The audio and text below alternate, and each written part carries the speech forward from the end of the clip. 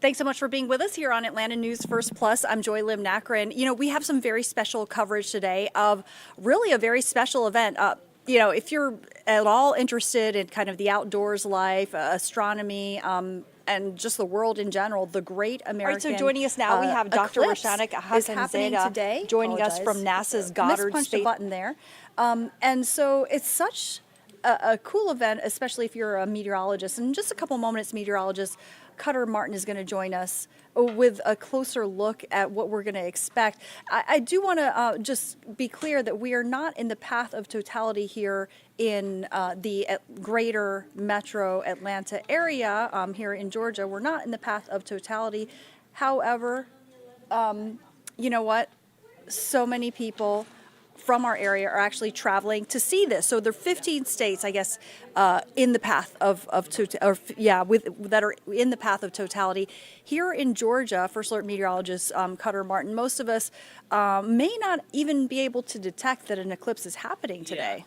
Yeah. A couple interesting points here as we begin this stream. Not only numerous states, but some of the most populated states in this country will be impacted by the Totality event, including Austin area, Dallas-Fort Worth area, not far from Little Rock, Arkansas. As the crow flies, Memphis, Tennessee, and then working its way up towards, southern Indiana, Evansville, Indianapolis, even into New York State, Vermont, gorgeous parts of this country really experiencing a natural phenomenon, a rare natural phenomenon, and it is not only something for the citizens of those areas, but we have millions traveling across the country to these, in some cases, very small towns to witness this event. Yeah, I mean, you talk about 31.6 million people live in the path of totality, and then millions more are traveling to go see it.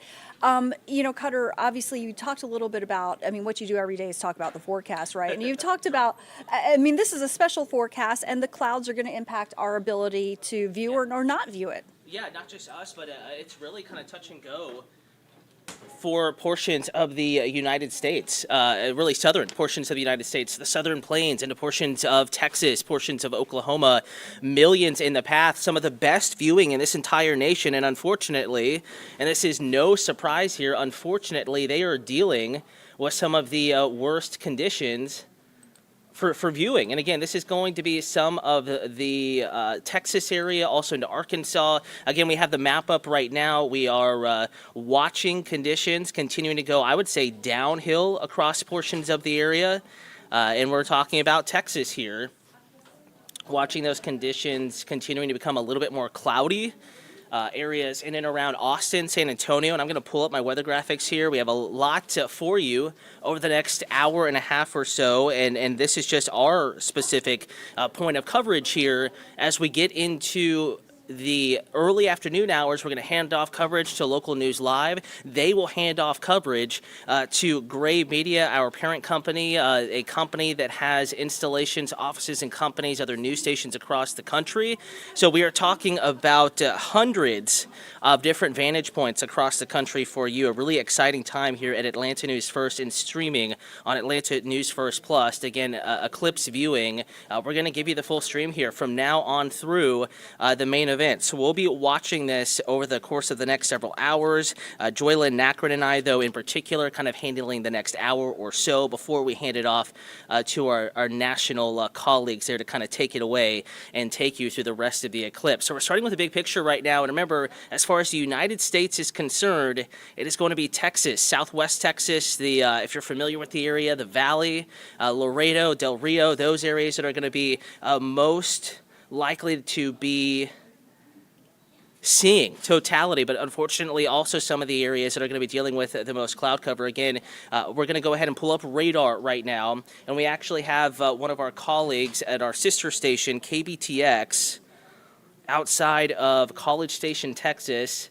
Chief Meteorologist Shel Winkley has relocated to a point of totality. They're not there yet, but that is going to be our first live opportunity to chat with him. And again, that's going to be coming up here in just a few minutes, working to get him on the line. But a big part of this is also that part of the country is dealing with the risk of severe weather. So he's a busy guy, chief meteorologist there just outside of College Station, Texas. Again, if you're familiar with that particular area, that is going to be just outside and north and west of the Houston area. So northwest of Houston, that is where he's going to be located, and we're going to be working to bring him on the air here for you, bring you that particular feed coming up here over the next few minutes. So just want to sit on radar here for just a moment, give you the vantage point. We're going to get a lay of the land here, and we will be right back here with you in just a moment.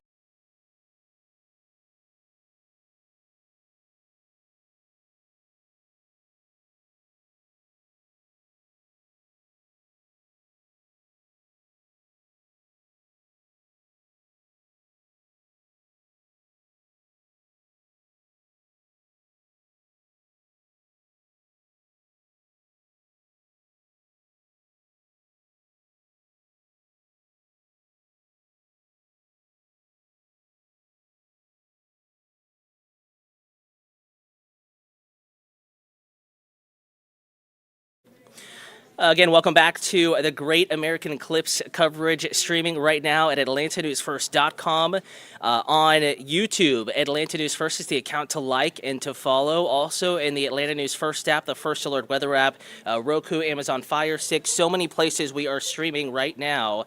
And again, thank you for tuning in. This is kind of a long haul, several hours worth of coverage here, and we will be monitoring our feeds as I get myself situated here. A lot going on. I have my earpiece in because we're going to be chatting with folks literally across the country here for you. And again, this is just the beginning. We are going to hand it off to our national colleagues, Local News Live, here in just a little bit after Joylyn Nakrin and myself kind of walk you through the lay of the land, and then the big eclipse show begins as Totality begins to approach first Texas and then on through the rest of the central portions and northeastern quarter or so of the nation over the course of the next few hours. So right now, do you want to talk about the downside? You know, they say the good or the bad. Which one do you want first? So we're going to go ahead and begin with the bad news first. And for Totality across portions of Texas, they're already not only dealing with cloud cover, but they're dealing with quite a bit of rainfall activity. Just the beginning of what is shaping up to be a very stormy day across a portion of that state, I should say, portion of the nation, including surrounding states. New Mexico impacted, Oklahoma impacted, Arkansas, Louisiana impacted, not just by clouds, but showers and thunderstorms. So the first areas to get into to Totality will be in and around Del Rio, Texas, down to Laredo, suburbs north and west of Austin. Right now they are absolutely dry, but that won't be the case as we go deeper into the afternoon and the evening. So we're going to be watching this here pretty closely for you, and we will be keeping you updated over the next few hours. Again, let's go ahead and talk more about this path, because it is going to be Texas first that's going to see Totality, and I've turned cloud cover back on for this particular portion of the stream. And again, we're watching areas well to the west of North Georgia, well to the west of Atlanta, but this is a national story and something that we're covering nationally. And we will have our moments where we're really specific into Atlanta, who's going to be most at risk to have sunshine or blocked out, and you won't be able to see our partial solar eclipse. But right now we're watching Del Rio, San Antonio, unfortunately along and south of I-10. It's going to be hard for some of these folks. They would have been the first to see Totality, but it's going to be hard to see that. Again, drawing Interstate 10 kind of roughly there for you. Along and south of that corridor, they're dealing with not only high-level clouds, but we're talking low and mid-level clouds, making it even harder to see Totality. Speaking of, here is the path of the solar eclipse. Mexico is first. In fact, we were hearing folks are actually out on boats. And some cruises have rerouted to be off the coast of Mexico in the northeastern Pacific Ocean to get the best vantage point, and hopefully cloudless, and they probably will see the most sunshine of anybody, of the total solar eclipse. Actually, cruise companies literally rerouting and adding extra lines so that people can witness this total solar eclipse out in the northeastern Pacific Ocean late this morning into early this afternoon. But as far as the United States is concerned, again, this starts Central Time, so 1:27 p.m. Central Time. We are seeing Totality cross the Rio Grande River into portions of the Texas Rio Grande Valley and southwest Texas. And as we go deeper in time here, notice how it's going to impact some of the most populated cities in this country. San Antonio and then Austin.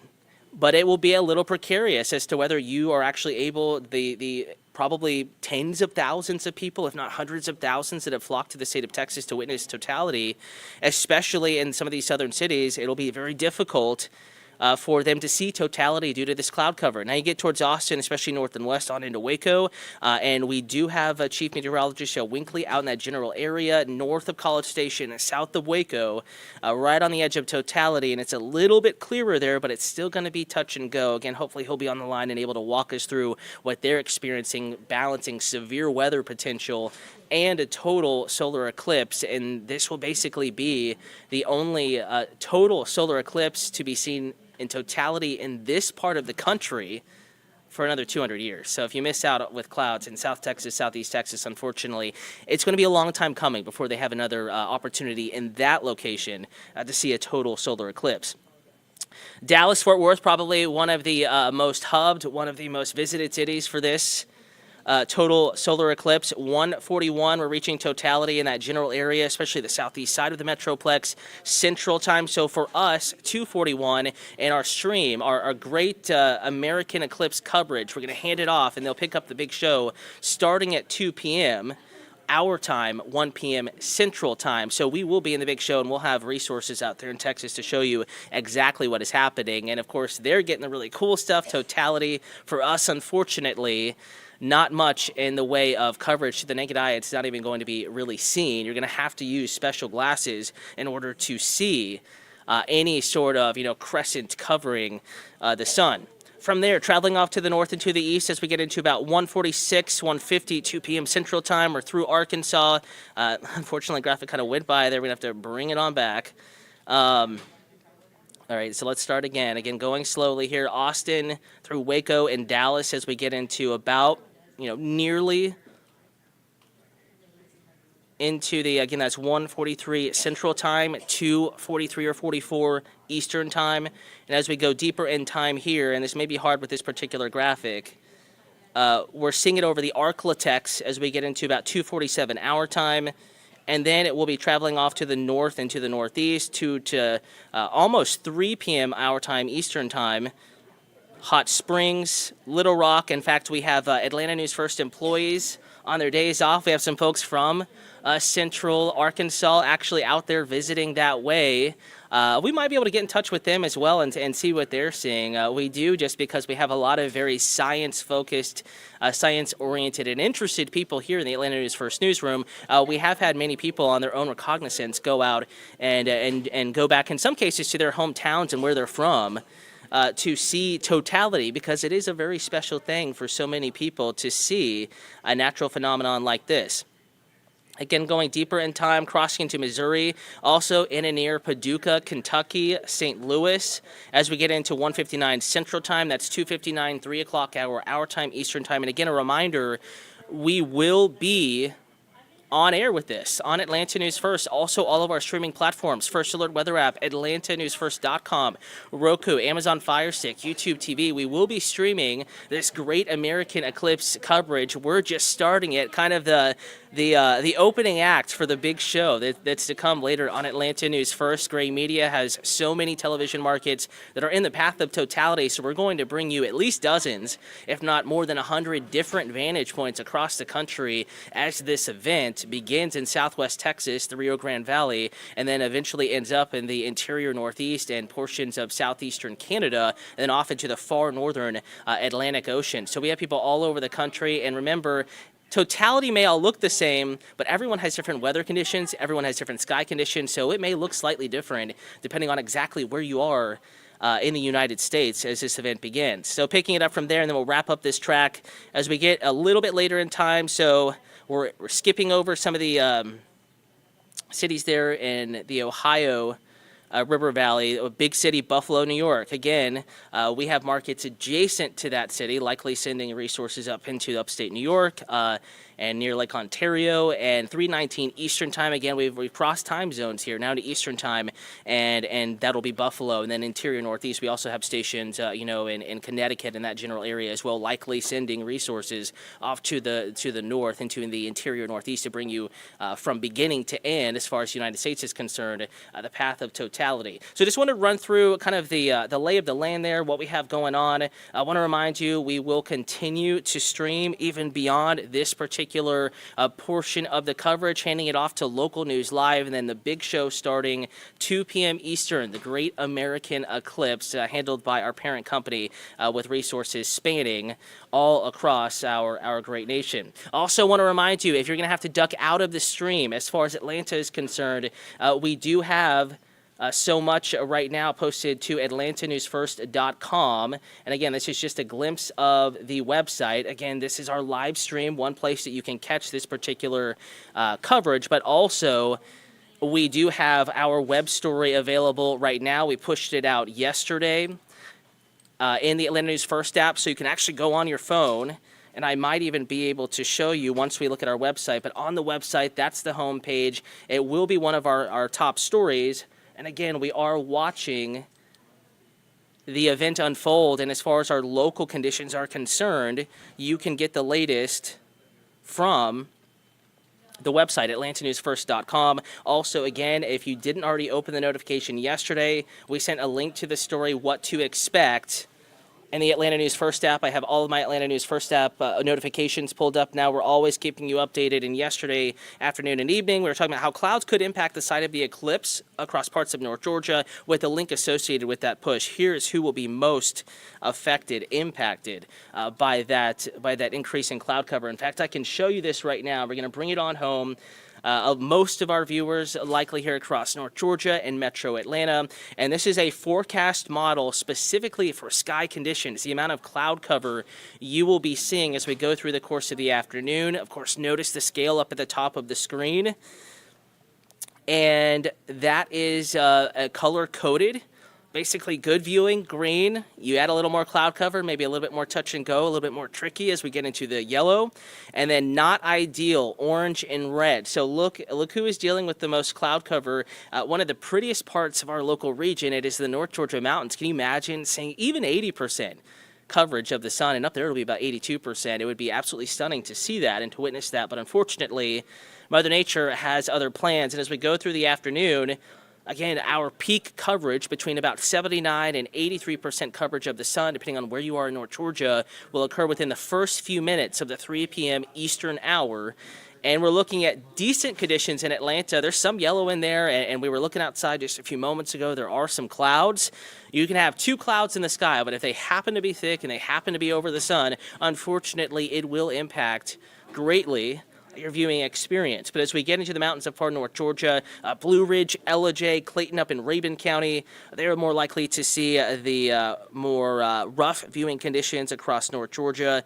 And again, we are going to be watching that here. And we have our digital producers here. Again, apparently we do have Shell in, but we're not seeing it on our end. And quite literally, we're coordinating this across the country. That's what's really cool about streaming on Atlanta News First Plus. We have resources all over the country, and we can chat with people. But unfortunately, not seeing his call just yet.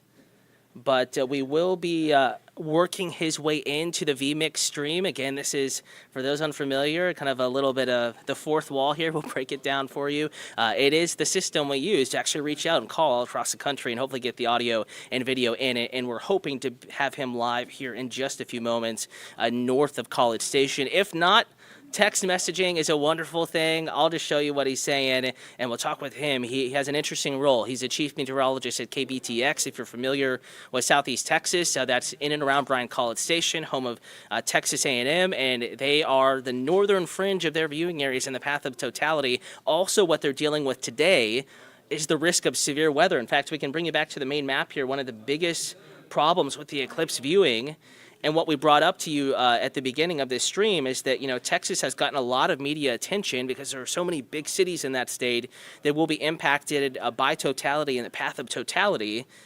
And you can see here, there's a lot of cloud cover, even at the moment.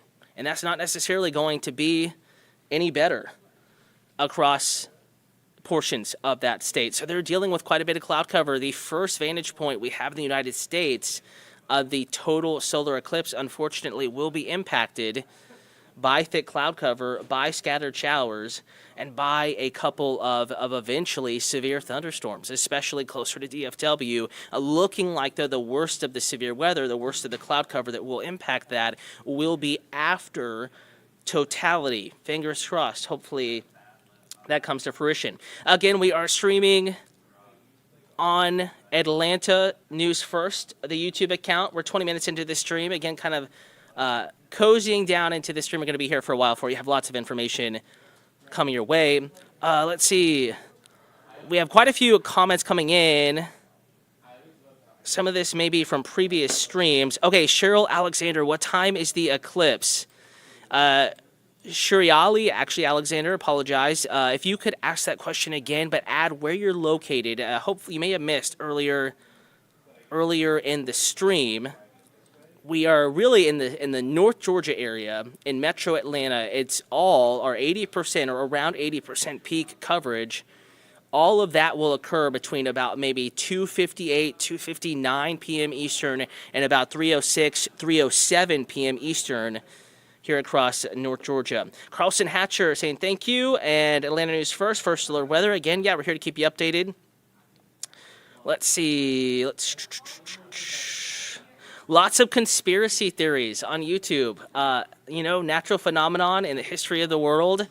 It has always provoked question and provoked thought, and there are all sorts of thought as to what this total solar eclipse means, what it is, and it is a very natural phenomenon, and we have had these things happen all the time through the course of history. You don't even have to go that far back. We had a total solar eclipse impacting a large portion of the nation in August of 2017, August 21st, 2017. In fact, Atlanta News First was live in Athens, East Georgia, on the UGA campus as Totality was reached. So certainly we are used to this. It happens, but it is crazy when it does happen, and it does tend to provoke all sorts of thought. So for all the conspiracy theorists on YouTube, we will get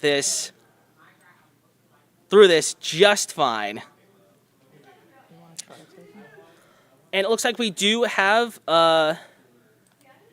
first alert, Chief Meteorologist Joe Winkley, KBTX. Again, there are so many people in this area that are going to be impacted by Totality. Lots of cell phones all in the same place. So we may be having some coverage issues here. But Shell, can you hear me? Question is, can you hear me? I can hear you in my ear, so I think we're good to go. Apologies for the super long intro there. We're just trying to make sure we have everything good with you. So obviously this is a very interesting phenomenon for you, not just because it is a total solar eclipse, but also the fact that you have a risk of severe weather today. Correct, yes. So we have a solar eclipse at 1:40 p.m. We are in Vermont, Texas, the very northern portion of the area. It is one of the very small slivers that we can get Totality. Mm-hmm. About an hour after the eclipse happens, that storms are expected to come north. So we're about an hour north of, or a half north of Houston. So the storms start kind of which is where I have about 4 of them. And then here in Vermont, I have 5. And by the time storms get here, large hail is what we're really going to be concerned about, up to a golf ball or egg size, and potentially even larger, potentially even bigger. Yeah, I mean, definitely risk of severe weather is an issue there. And when you talk about hail, I mean, so many people are literally going to be lining some of these farm-to-market highways. I'm actually from outside of Houston, so I'm a little bit familiar with that area. And hail, cars, people outside, not exactly the best scenario. For those that are in the area, I know you all have a presence there. Can you give a couple ways that people can remain informed and in touch with that forecast? I was watching radar and that boundary near Houston lifting northward, kind of a pseudo-warm front, looking like that's the trigger for storms as we get into the afternoon in your area. How can people stay in touch with warnings, what is going on in and around your portion of this Totality event? So if you just search KBTX weather in the App Store, whether it's iPhone or Android, we've got an app that we use, our best way to get the information out quickly. But what's great about it is that we've got a lot of folks that are traveling to Waco, even I'm going to try to drive back as these storms are coming. So that weather app follow you. So if there's a storm that is ahead of you on the road, it's going to alert you hopefully before you get into that storm. But that best way, and just make sure you have those on your phone. Because again, with the hail, it's a concern, but there is a tornado as well. Again, thank you so much, Shel Winkley with KBTX, Chief Meteorologist there outside of Bryan College Station. We'll chat later. Going to let you get back. You're a busy guy. Hopefully you avoid the storms later this afternoon. Same. Hopefully these clouds clear so we can actually see the Of course. Crossed. Fingers crossed. That's the hope, too. Again, have a great one. We'll be in touch. Thank you so much. And again, we are back here streaming on Atlanta News First Plus, just speaking with KBTX Chief Meteorologist Shel Winkley, based in Bryan College Station. He was talking about if you are from around the area, outside of Atlanta, outside of North Georgia, and I was just looking at the YouTube stream, and we have so many comments coming in from people that are outside of Atlanta. You can download the First Alert Weather app, KBTX. They're also our First Alert Weather app, Atlanta News First. It's not just specific to North Georgia. It's not just specific to the city of Atlanta. You can get the forecast. You can be alerted to severe weather not only all around the country, but in many cases all around the world. So just one really good way to stay in touch with the First Alert forecast. And as he mentioned, hail and tornadoes in a total solar eclipse. Talk about a crazy, manic, if you will, Monday in the Lone Star State. Again, quite a bit going on off to our west. This is where Totality begins here in just a short time. The partial solar eclipse will begin in just a short time. And then Totality as we get into early and mid-afternoon. Fortunate for Texas, severe weather threat, the greater threat after that time. But they're already dealing with clouds. They're already dealing with view obstruction there across portions of the Rio Grande Valley, portions of central Texas. And again, as we begin to transition to the next phase of this, Joy Lynn-Akron will be back here in just a moment with so much good information in from NASA, so much good information in from people around the nation. I do want to show you, not to tease you, but to show you the difference between 80% coverage. That's what we're expecting here locally. And again, Joy's going to be running through all of the local events going on, what you may see, what people are expecting to see around the nation. And what you see on the screen right now is what you basically will see with proper eyewear, with protective eyewear. And I did have my glasses here just a moment ago. Here we are. With protective certified eyewear. I can't see anything because, these are like blackout curtains to your eyeballs, and that's the point. You want to have it very, very dark so that you reduce any risk of damage to your eyes, to your retina, to other things like that. But this is what it would look like. 80% coverage here. It may look just like a hazy sunshine, just very slightly dimmer than a normal sunny day. And again, we do have clouds to contend with. If it was Totality, it'd be dark as night for a couple of minutes. So 80% seems like a lot of the sun covered, but the sun is exceptionally powerful. The rays of the sun, exceptionally powerful. Even 99% of the sun being covered by the moon, of course, the moon passing between the earth and the sun, and it would still be a bright day. You need totality. You need 100%. And unfortunately, we are also dealing with cloud cover. Here's a forecast. If you're watching from the North Georgia mountains, from the Blue Ridge area, unfortunately, and this just updated, so I'm going to have to adjust the scale here, 85% cloud coverage as we approach that time of 80% coverage. And again, I'm going to adjust this for you so that you can get a better vantage point. Right around 3:06 up in Blue Ridge, that's when the pretty much 80% coverage is going to be reached. And at that time, around that time, 80 to 90% of the sky will be covered in clouds. Not optimal for viewing. And up in North Georgia, up in Blue Ridge, some of that will be low and mid-level cloud cover, making it even harder to see the partial, for us, eclipse in that area. Now, if you're in the metro Atlanta area, this is for the city of Atlanta, cloud cover, it's a better scenario. It was actually, we have seen some adjustment there now, looking like we're going to see, about 30 to 40%. And I have adjusted the time here, so it's a little bit off, but 30 to 40% sky coverage as we get into the peak 80% or so coverage of the sun here across North Georgia and metro Atlanta. And you can think a storm system that is really starting to organize across the desert Southwest, sending rain showers, clouds, and eventually severe weather into the southern plains. For us, a couple of showers mainly to our north, Chattanooga, East Tennessee, the Nashville area. They are also dealing with cloud cover impacting their totality.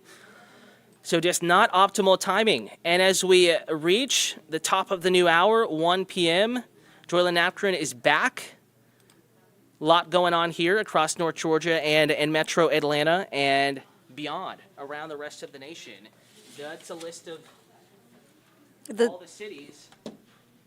That's a list of all the cities set to be impacted by Totality. So again, Joy, a lot going on. I kind of ran people through the forecast. We talked with a meteorologist in Texas, and you were here to tell us how people can safely watch and the science behind a total solar eclipse. Yeah, no, and we're really excited to be able to bring you this special coverage. Actually, so I have to apologize for the viewers for a little bit of a lag in getting in place here because it's for good reason. So you can see live here my colleague Maria Moreau, who has actually traveled to get a glimpse of the eclipse. And since you're traveling, Maria, where are you at this particular moment?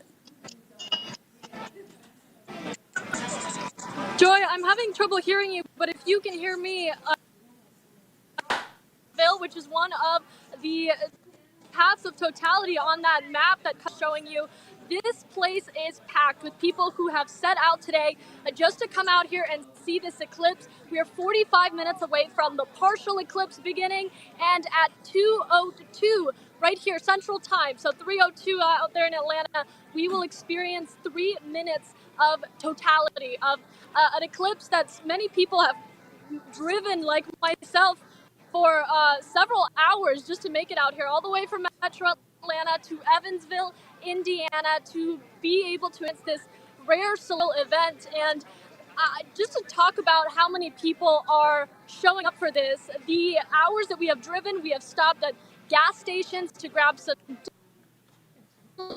Everyone is talking about this.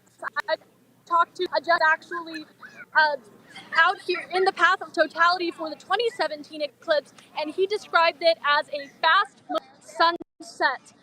Being able to see the colors in the sky change and experience what will for many be 2, 3, 4 minutes if you're lucky. I think the maximum is 4 minutes. Here in Evansville, you can see the truck vendors are out, the people are out. We've tried some folks who are trying to find a good seat and area to be able to capture this for their friends and folks who couldn't make it out. The crowd is here 45 minutes before the partial eclipse even begins, and it is a beautiful, clear day. We originally make it out to Kentucky. It was a little too cloudy to head just further, and here we are on a beautiful sunny day with all these lovely folk eating some good food, enjoying the weather before the partial eclipse, again, beginning 12:45 Central Time, 1:45 Atlanta time, and then that totality, total eclipse, 2:02 for us here in Indiana, 3:02 for you folks back watching, but this is going to be quite a moment for anybody who did get to make it out into we kind of saw that Airbnbs and the hotels filled up. This is all anybody is talking about as you get closer and closer to this path. Joy? It's so cool, Maria. I don't know if you're able to hear me. Can you hear me, Maria? I can hear you a little bit. Okay, great. So yeah, so I one of the things, just to kind of explain for our viewers, we can, and we're so happy to be able to connect with you.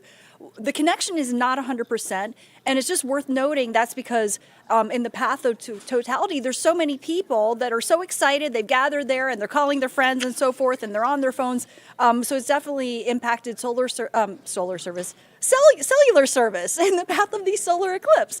But at any rate, Maria, I just wanted to ask you exactly, where are you? Because I know you've been traveling to various areas just to get a glimpse of this. Where are you right now?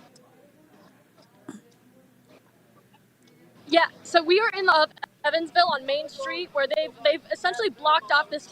And I have a couple here who's made it out. Would you guys like to talk to us for the ladies first?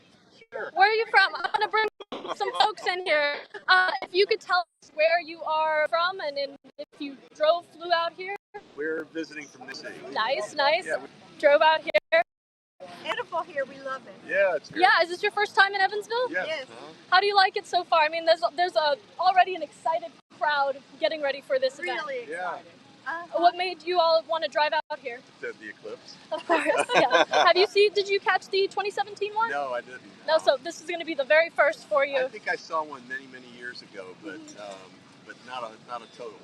Anything that you're most excited about in that 3 minutes that we get to enjoy Totality? Well, it's just probably a once in a lifetime experience. Absolutely. Yeah. Well, Where are you broadcasting? we are with Atlanta News First, so we're broadcasting for our Metro Atlanta folks. Wanted to bring them out to the path of Totality. Thank you folks so much. Sure. So, Joy, a couple of excited, excuse me for the shakiness, I'm operating with my hands here. A couple of excited, all the way from Tennessee, who drove out here, and there's so many stories like that. I think we spoke to one other person who was all the way from South Florida, made the trip out here. So this is a good spot for Totality, as I'm sure many other cities that have equally as an excited crowd like this one. Absolutely, 100%. It looks like a great time. And I just have to ask you, Maria, you have your glasses, right? I do have my glasses. Actually, I kind of ran out here to find a good spot. My glasses are back in the car, so I'm Okay. out. I have them on the whole time. I can't emphasize the importance of making sure that I'm not returning with any injuries. Yes. Enjoying this sun eclipse, solar eclipse in a manner. And I hope everybody who is going to be watching this has their glasses ready too. Yeah, what an amazing experience to be part of. Any final thoughts, Maria? Oh, I think we're... Just for all you folks, if you are watching this from the path of Totality, or if you are in Metro Atlanta for the partial eclipse, this is a rare celestial event and an exciting one at that. I think our meteorologists have kind of broke down the science in it, and you have done such a emphasizing enjoying this safely. So if you can, bring out your eclipse glasses or find a way, look directly at the sun. There's some good tips out there for you if you didn't get to get some solar eclipse glasses, that you can still enjoy this celestial event. So maybe you go do that today. Well, thank you so much, Maria. So appreciate you sharing your experience with us, and you're working on vacation. So I know we all appreciate it, but hopefully you get to go out and just enjoy. This is fun. I love doing this. All right, Joy, thank you. That's awesome. Have a great time, Maria. So great to talk to you. All right, take care. Okay, so, Maria obviously not alone in traveling to see the eclipse. In fact, there are 31.6 million people who actually live in the path of Totality, because it's 15 states that are within the path of Totality, but then there are millions more that have traveled just to catch a glimpse of this historic event. But one thing I do really want to emphasize that Maria has been talking about as well is the importance of eye safety. Not to nag you, we just want to make sure that nobody ends up with eye damage because of this, even though it's an amazing sight, only with the right glasses. I want to now go to a story prepared by Michael George about really the importance of using the right glasses and how to do them. Do you still have those special solar eclipse viewing glasses? You may have another opportunity to use them. On April 8th, a total solar eclipse will be visible to millions of people in North America, 32 million in the U.S. It's a rare sight. The total solar eclipse is just days away. And while some will have a better view than others, ophthalmologists warn everyone needs to protect their eyes. The eclipse's rays are extremely dangerous because they're very powerful. Dr. Avnish Deobakta at New York Eye and Ear Infirmary at Mount Sinai treated a patient who watched the 2017 partial solar eclipse for 20 seconds without proper eye protection. These images show how powerful those rays are. You can see here that there's a damage in the shape of a crescent. The patient suffered eclipse retinopathy. The unique case was published in the journal JAMA Ophthalmology. This is the retina. These are the cells that actually still work. And then down here you can see this crescent of loss where the retina does not work. The crescent that is burned into her retina, the patient sees as black in her visual field. That visual deficit that she has will never go away. If you're planning to view the eclipse, it's critical to wear special-purpose solar filter glasses labeled ISO 12312-2 compliant. Dr. Deobakta says parents should also be careful because it can be difficult for children to listen or keep the glasses on. You want to actually, in my opinion, kind of avoid them even looking at the eclipse if possible. Never look directly at the sun. Always wear the right eclipse sunglasses if you are going to look at the sun, and make sure that those are coming from a reliable source. And don't use binoculars or special lenses to magnify the eclipse. Those devices can focus the sun's rays into the retina and cause damage. Michael George, CBS News. If you obviously now you've been warned about the importance of eye safety when you're viewing the eclipse. I have another warning on top of a warning for you, not to be a nag, but again, we're just trying to make sure that everyone is safe here, which is that there are actually counterfeit solar eclipse viewing glasses that have been sold online. And just if you're not sure if yours are authentic or not, there's kind of a test that you can do to see if they are actually going to protect you from the sun. I want to go to a story prepared by Danya Bacchus that really explains what to look for to know if yours are counterfeit, if they're authentic, if they're actually going to protect your eyes in the way that you hope that they will. And then Chloe's putting together our pillow box product. It's a busy time at Rainbow Symphony in Los Angeles. Mark Margolis' company is shipping out glasses for the solar eclipse. That's a couple of weeks away, but he's been making glasses for 2 years. How many glasses have you produced over, the last 2 years? 2 years. Really tens of millions of pairs. Yeah. His glasses are made in the U.S., come with an ISO seal, and are certified with the number 12312-2. However, experts are warning that foreign companies are making fakes. The American Astronomical Society says one or more unidentified factories in China are now producing counterfeit eclipse glasses. This counterfeit pair looks very similar to the real thing, and on the inside it even has the correct number in the name of a legitimate American manufacturer. We know that there are counterfeits, which may or may not be safe, and we know that there are fakes, which I define as being unsafe. So how do you know if your glasses are safe? NASA offers this advice. Take your eclipse glasses and find a bright light, like a lamp or a flashlight. Hold your eclipse glasses up to the light and look through them. The light will appear extremely dim, or not appear at all when looking through the glasses. Eclipse glasses are at least 1,000 times darker than the very darkest ordinary sunglasses. On its website, the American Astronomical Society lists authorized dealers that sell safe glasses. We've been working long hours during the week and then also on weekends. Margolis says supplies are going quickly, so shoppers might want to buy soon before the glasses, like the sun, disappear. Danya Bacchus, CBS News, Los Angeles. So we saw our Maria Moreau live in Indiana, and she is one of really, so many people that have traveled just to see a glimpse of the eclipse in the path of totality. But what it's done for tourism is really kind of taken on a life of its own. I want to get to a story now prepared by Robbie Owens, just taking a look at all the tourism surrounding this solar eclipse. From restaurants in Little Rock, Arkansas. Bringing in extra food, of course. Number one, we're getting more. To stores in Burlington, Vermont. Gas stations, restaurants, that kind of thing, they're going to be packed. Cities and towns in the path of a rare total solar eclipse are preparing to welcome millions of people who will be looking up at the sky and also looking for places to stay and eat. It'll be a long day, for sure. It'll be all hands on deck. For those thinking of traveling to an eclipse location, get ready for blinding prices. Average flights to Little Rock are more than $600, Buffalo more than $700, and a ticket to Montreal is nearly $1,200.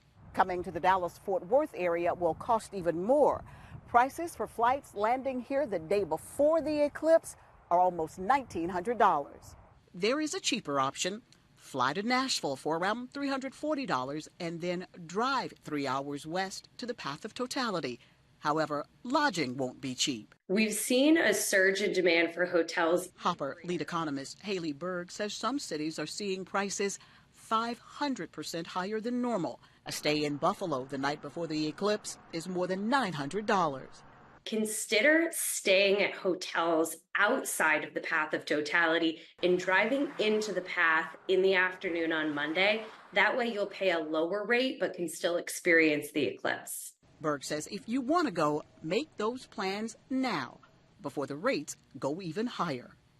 Robbie Owens, CBS News, Fort Worth, Texas. One of the places that is drawing many tourists is actually, well, we talked about Indiana, but specifically the Indianapolis Motor Speedway, the site of the Indy 500. They've actually turned that venue into kind of a big viewing stadium. I want to go to Lana Zach, who has a closer look at what's happening there today.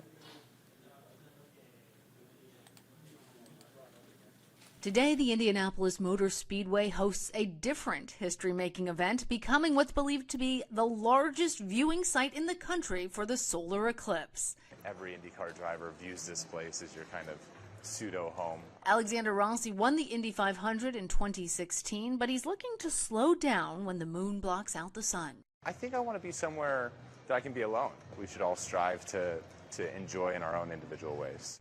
Indianapolis is one of hundreds of cities and towns across more than a dozen states that lie within the 115-mile wide path of Totality. I think it's going to be cool. The Thompson family drove 9 hours from Minnesota to get the full experience. It'll be memorable because that is the unique part in which I'll say, hey, you know what, I got to see that and I know exactly where I was when I was. And I'm actually here on the track of the Indianapolis Motor Speedway, the only one out here. Except in a few hours, I'm going to be joined by tens of thousands of people with all of us, our faces pointed to the sky. The eclipse speaks to me in so many ways. Barrett Caldwell is a professor of aeronautics and astronautics at Purdue University. For him, the science of the eclipse is just one part of the event. Spiritually, emotionally, just a meaningful experience. It's one of the most amazing things that I think is available to humanity. For those missing out on the path of Totality, the next solar eclipse to appear in the lower 48 isn't until 2044, though parts of Europe will experience one in just 2 years. Lana Zach, CBS News, Indianapolis Motor Speedway. And of course, with all of this tourism surrounding the eclipse, the economy is getting a huge boost in individual states and really the country as a whole. I want to get to a report prepared by Janet Shamlian taking a look at the economic impact. In the scenic Texas Hill Country, Kerrville is preparing for its moment in the sun, the blocked sun. How ready is Kerrville? Absolutely ready. We've been getting ready for 2 years. Mayor Judy Eichner says the city of about 25,000 could swell to as many as 100,000, prompting a change usually reserved for hurricane evacuations. We will have one-way traffic right up here along this bridge. So you're changing the traffic flow of the city? Absolutely. Kerrville will have one of the nation's longest views of the moon obscuring the sun at 4 minutes, 25 seconds. And the clock is ticking for businesses. I got a chicken fried chicken, gravy all over. At Billie Jean's restaurant, owner Crystal Smith doubled many of her food orders. And you'll go through most of this? Yes, we'll definitely go through most of this, yes. Calls for reservations coming in as far away as Germany. Nationwide, spending on the eclipse, like dining and travel, is expected to top $1.6 billion. This coveted tract of land has been turned into a campsite and long been sold out, some traveling extreme distances. We've got visitors from New Zealand, Israel, Finland, Germany, Great Britain. That travel expense a high cost for a priceless experience. The question now, will Mother Nature cooperate with the solar system? There is cloud cover forecast for a large swath of the eclipse path. The weather can change quickly. Janet Shamlian, CBS News, Kerrville, Texas. Okay, so what's the science really behind the eclipse? What is it that happens, and how unusual is an eclipse? Well, I actually got to ask all of those questions to a scientist from NASA, and here is some of my interview with her. All right, so joining us now, we have Dr. Rashanak Hakimzadeh joining us from NASA's Goddard Space Flight Center. Thank you so much for being with us. Thank you for having me. So first of all, here in Georgia, I just want to be very clear, we're not in the path of totality, but what can our viewers here in Georgia expect to see? Well, you're going to be in a partial eclipse location, almost 82% coverage of the sun. You will expect to see the sun partially covered by the moon as if it's the moon is taking a bite out of the sun. Yeah, no, well, that's very important to note. So we do know that in the U.S. there was a solar eclipse in 2017. Many people do recall that. How is this similar or different? Well, it's similar in that the moon is going to cover the sun. It's different in that it's a lot more exciting. There are many more states in the path of totality, many more people. 31 million people are going to be in the path of totality. And that's not the people that are going to come into the path of totality to view it, right? Longer. It's going to be a longer time period for totality if you're in the path. And the sun is more active. So you might be able to see a lot of cool things happening in the outer atmosphere of the sun during totality. Yeah, it sounds very exciting. So, of course, people are eager to see, but each time it seems that there's a solar eclipse, we do see cases of eye damage. So, I want to ask, what is your advice on how to view properly? What are some common pitfalls that people should avoid? And really, what are best practices?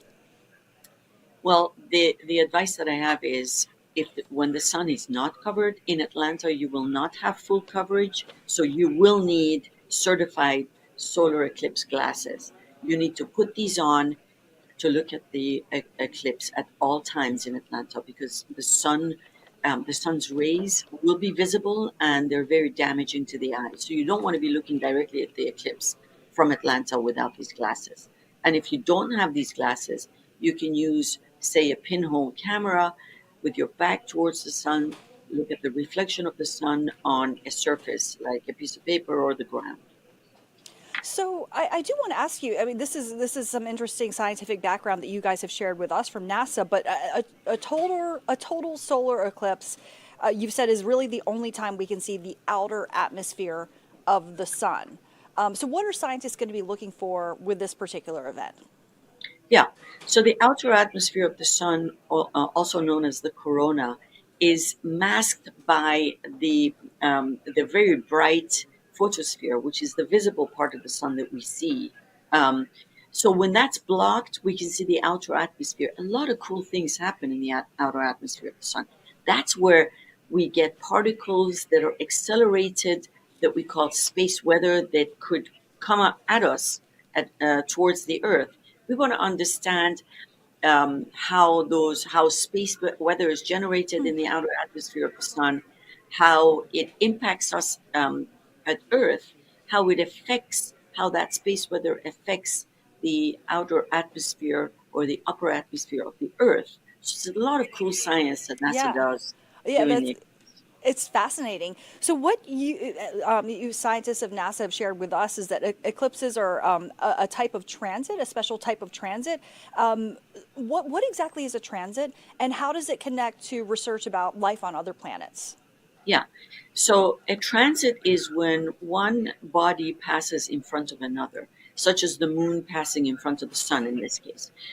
We use transits in the galaxy, really, using space telescopes to identify planets. We have been able to discover thousands of planets that way because we look at stars that are far away from the Earth, from our solar system and galaxy, and we look at shadows passing across those stars, and we know that that's a planet that's transiting that star. It is so cool. And surely this event is going to spark a lot of interest in solar science. How can people really use this opportunity to get more involved in solar science? Yeah, so I'm really glad you asked that question because we rely on our citizen scientists because NASA can't be everywhere at once. And so everybody can participate in NASA science. You can go to go.nasa.gov/eclipse 2024 to see, to look at ways for participating in NASA science. As well, you can download two apps. One is Globe Observer, and the other is Sun Sketcher, which the Globe Observer helps us take pictures of the atmospheric changes, temperature changes on the Earth, and cloud cover changes on the Earth. And the Sun Sketcher will help us, and the app will do everything for you. The Sun Sketcher will take pictures of the sun to help us understand the shape of the sun and the corona. So, yeah. Yeah, so it's really fascinating. So I understand that actually there have been some kind of powerful bursts of radiation that the sun has thrown out over the last few weeks. What does that mean in terms of the level of activity of the sun, and what does perhaps being more active mean? The sun has an 11-year cycle where during the course of 11 years, it goes from minimum activity to maximum activity and back down to minimum. We are approaching the solar maximum, which means that there's a lot of expulsions, flares, and coronal mass ejections that are ejected from the sun, some of which come at us towards the Earth and affect our navigation and communication systems. So we're excited because this eclipse is during that activity, so we may be able to see some of that by looking at the sun. Yeah, no, it is. I'm sure. I mean, it's exciting for me, a layperson. I can only imagine for you at NASA. I do want to just bring up that later on this year, I understand that NASA's Parker Solar Probe is going to make history when it flies closer to the sun than any other spacecraft. Tell us a little bit about that. Yeah, we are very excited to be in the midst of the heliophysics big year, and which means that we had one eclipse back in 2023, another one now, and Parker Solar Probe in December of 2024 will approach the closest approach to the sun, 4 million miles away from the surface of the sun. That sounds like a lot, but Yes. compared to the 93 million miles that the Earth is away from the sun, that's pretty close. So the Parker Solar Probe will be able to take measurements and do experiments of the solar outer atmosphere from within the corona. So it's very exciting. So exciting. Well, thank you so much. It's been such an honor to have you with us, Dr. Hakamzadeh, joining us from NASA. Thank you.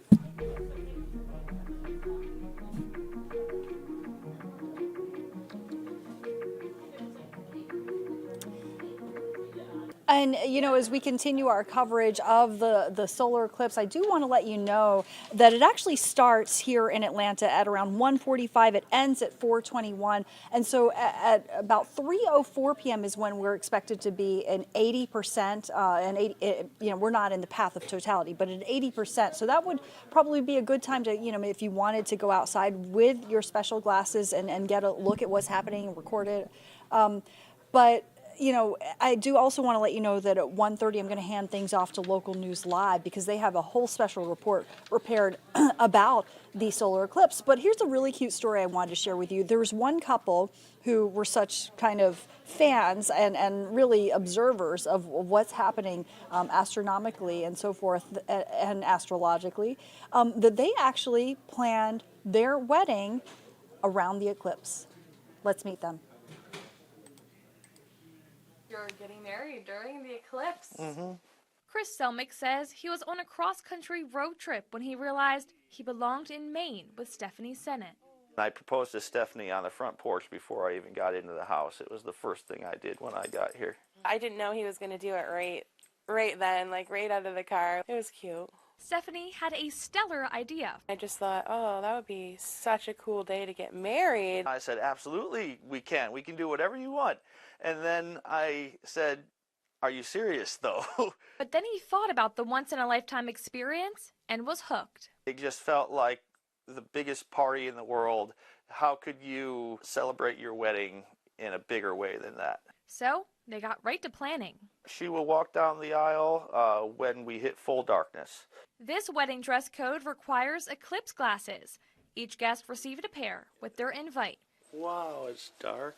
It's safe to say the couple's embracing the theme. Our colors are navy blue and gold. With thousands expected to visit Maine for the eclipse, getting timing just right is key. I keep thinking, like, what if there's so much traffic I can't get there in the time that we want to start the ceremony? I'm probably going to feel my heart pounding. But They both agree that the most important part of the day is starting their lives together. I came up here not knowing what I would find, and I found the sweetest girl in the world. Talk about loving the eclipse. So I want to now hand things off to Local News Live because they have live team coverage on the Great American Eclipse.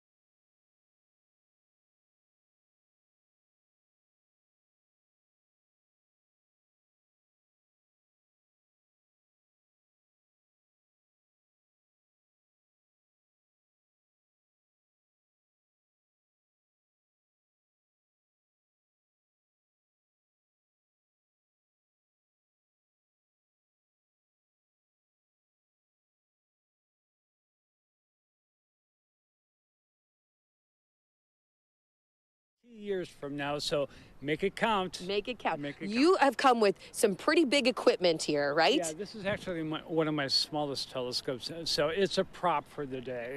So definitely have it out a scope, but you really don't need that. As long as you have your solar glasses and you get outside, don't try to improvise anything, please. Right. Okay. But speaking of improvise, what do you have here? So for people who maybe want to photograph and document this. Right. So this is very safe to improvise with. Go into your kitchen and get your kitchen colander. That's a screen type, but look at all the well-machined holes here. So as an example, during the eclipse, if you see all the little holes, you're going to project actual eclipses right on a piece of paper like this. It'll be perfect and perfectly safe to photograph with anything you have. So if you see the little circles right there, right there. Okay. That's all the sun right there. That's all you need. What about for the novice who hasn't been studying this and gearing up for this? What can they expect to see today? Look at your pretty red jacket here. The colors are going to begin to fade away a little bit, but the greens are going to pop, the reds are going to fade.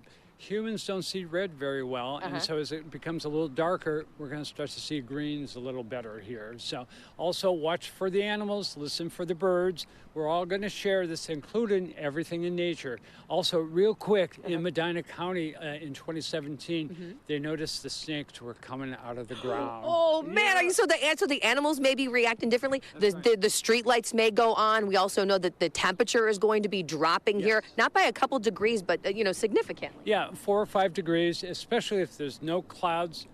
Temperature will definitely go down. You'll feel it. Wonderful. Oh, yeah. All right, so the beach and the park here on the shore of Lake Erie is starting to fill in. People are so excited, and we are ready to be in the path of totality here in Northeast Ohio today. For now, I'm Jen Pachado. Where Jen is, it looks beautiful, clear. I don't think they'll have a problem at all. But here's the thing is, did you notice that gentleman had something in his hand? What was it? Dum, dum, dum. Dun, da, da, da. A colander. Yes, we were prepared. And we're going to talk more about this a little bit later in the show. You want to stick around for that. So you're not just going to make spaghetti for us. No, you could do that. Wait a minute, with but this. is he going to make spaghetti for us? Oh. Have to stick around. After the show, yes, I think. You don't want to go anywhere for that. Promises, promises. I know. Beautiful. Oh my gosh, it's going to be an amazing day. Well, be sure, don't go anywhere as our eclipse coverage continues. Don't forget those glasses as well. That's something that we've been talking about. You got yours handy. Make sure it is the ISO glasses -123-12-2. If it doesn't have that number, that means they are not certified, and you could hinder your eyesight if you don't have these protective eyeglasses. She knows her stuff. Now, some of you will be leaving us, but we are live for another 2 hours on localnewslive.com. Yeah, that's right, where we're following the path of totality across the United States. You're watching a special edition of Local News Live, the Great American Eclipse, and we're going to have a lot more coming up, right? We're going to Ohio. We are going to Niagara Falls. We are going to Erie, Pennsylvania. We are going to Indianapolis. We are going to Eagle Pass. I'm sorry, I'm so excited right now. Eagle Pass, Texas. And then again here at the National Mall with Ryan Henson. This is so much going on. And Niagara Falls. Don't forget. Up top. Don't go anywhere. You're watching the Great American Eclipse. We'll see you soon. Rethink how you get breaking news. Local News Live, the news that hits home. Always streaming, always free. Hi, everyone. You're watching the American Eclipse coverage here on Local News Live. We're looking at weather across the nation right now, and we're watching our path to totality very closely here from South Texas. We are seeing some clouds there, other tricky spots up in western New York State, from Watertown, including Niagara, even Erie, Pennsylvania, seeing some cloud cover right now. Conditions a little bit better up towards Burlington, Vermont, and up into northern parts of Maine. Elsewhere across the country, even though I know you're not seeing the total eclipse, you will see a partial eclipse everywhere in the lower 48 states. And one of the real problem spots is here over the upper Midwest. You see a lot of clouds and wet weather. So North Dakota, South Dakota, into Minnesota, that is a trouble spot. Even the Pacific Northwest and down along the Gulf Coast. Louisiana into Mississippi, showers and thunderstorms there.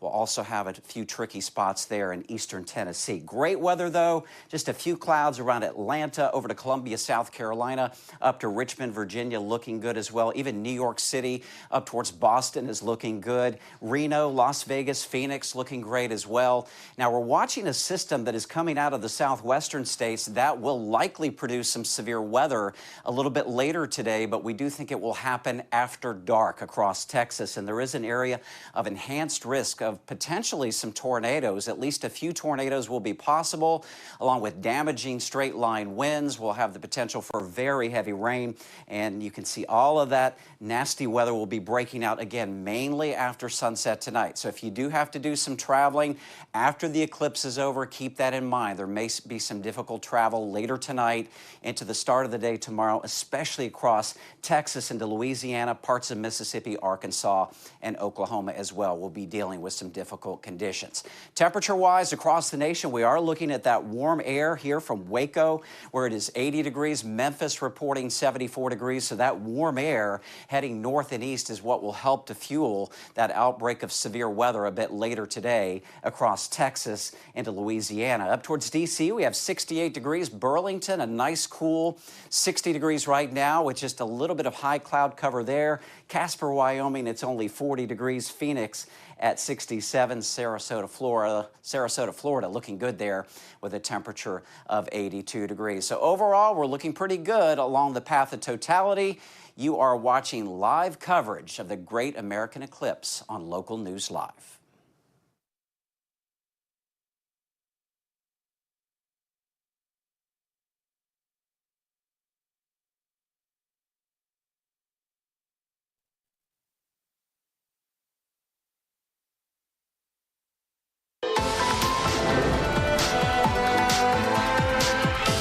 Celestial spectacular. It is 2 o'clock on the East Coast. I'm so excited. Yes. Welcome to this special edition of Local News Live, the Great American Eclipse. I'm Deborah Alfarone. Thanks so much for joining us. I'm Rashida Kaba. Right now, all eyes are looking up to the skies as millions of Americans prepare for the Great American Solar Eclipse.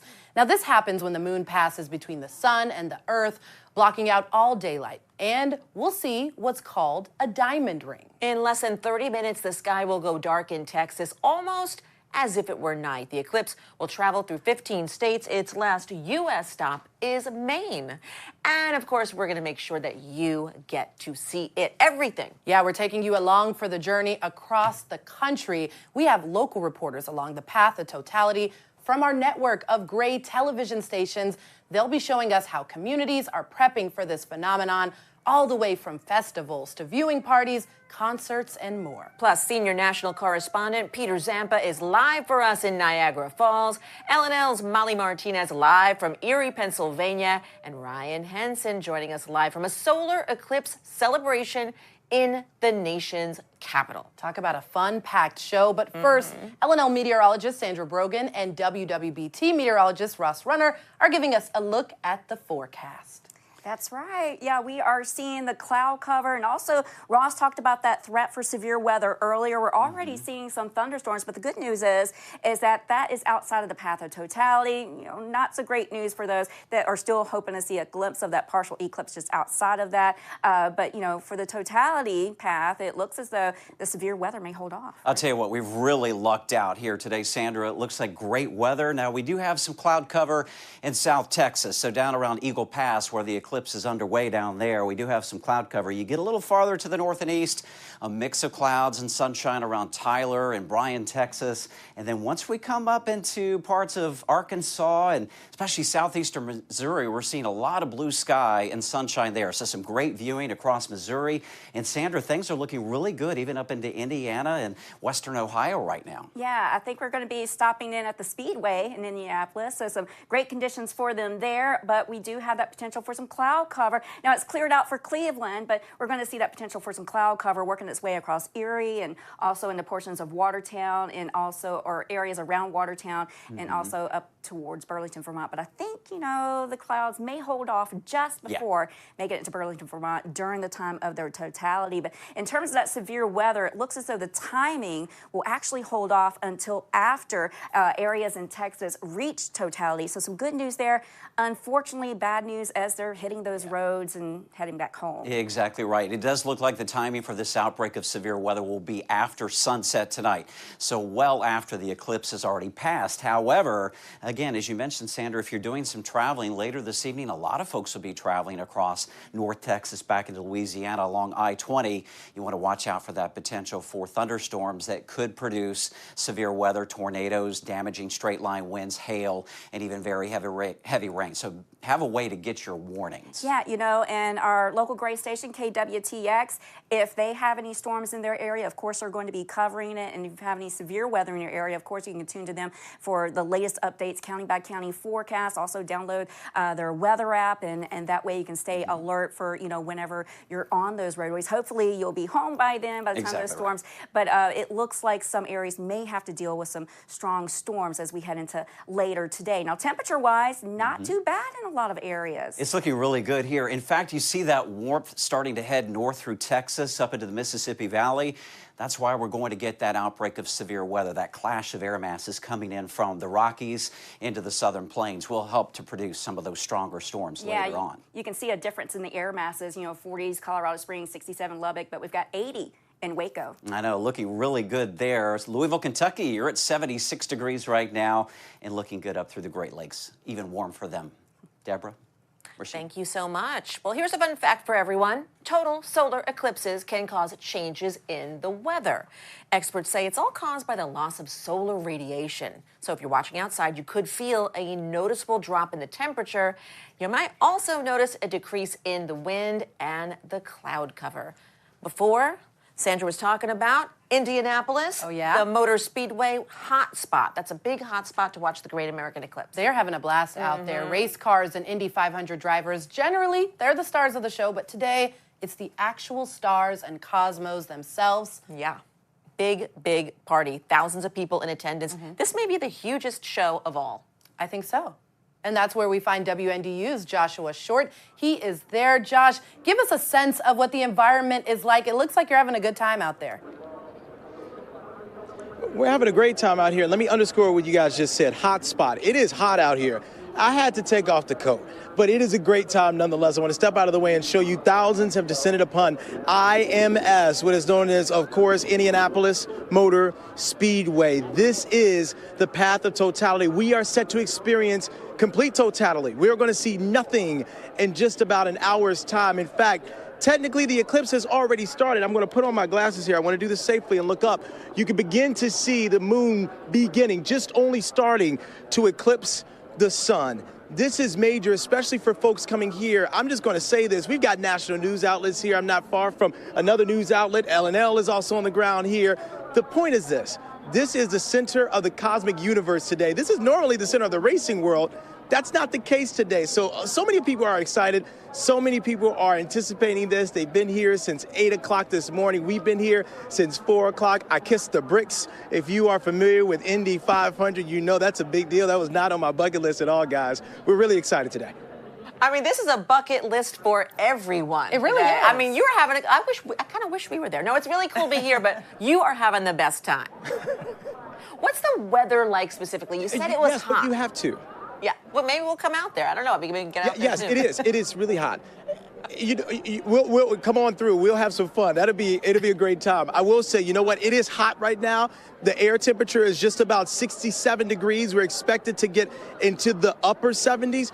But that can fall at any point, specifically during that totality. You just talked about it. And I don't think that's what people are prepared for. I got my jacket on standby, but I had to take it off because it is getting hot out here pretty quickly. Obviously, a lot more people have joined me since the last time I joined you all. Thousands of people expected to be here, about 50,000 just north of that. Now, to put this in perspective, on average, we're talking 330,000 people for the big race on Memorial Day weekend. That's what usually happens here. So IMS and officials here, Doug Bowles, the president of the track, says they are more than prepared. They have been preparing for this moment since 2017. This is a big moment, and this is the center of the celestial universe right now.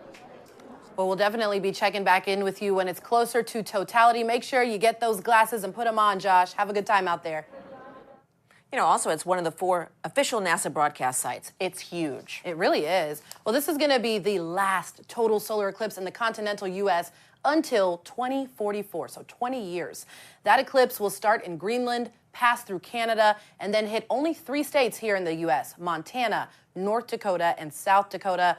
But let's talk about today's main event. Let's do that, shall we? And let's bring in Sandra and Ross, because we need to know about the viewing conditions. Because, I mean, Texas is going to be the first place to experience the eclipse, and I'm wondering, I see a little cloud out there. I don't know how I feel about this.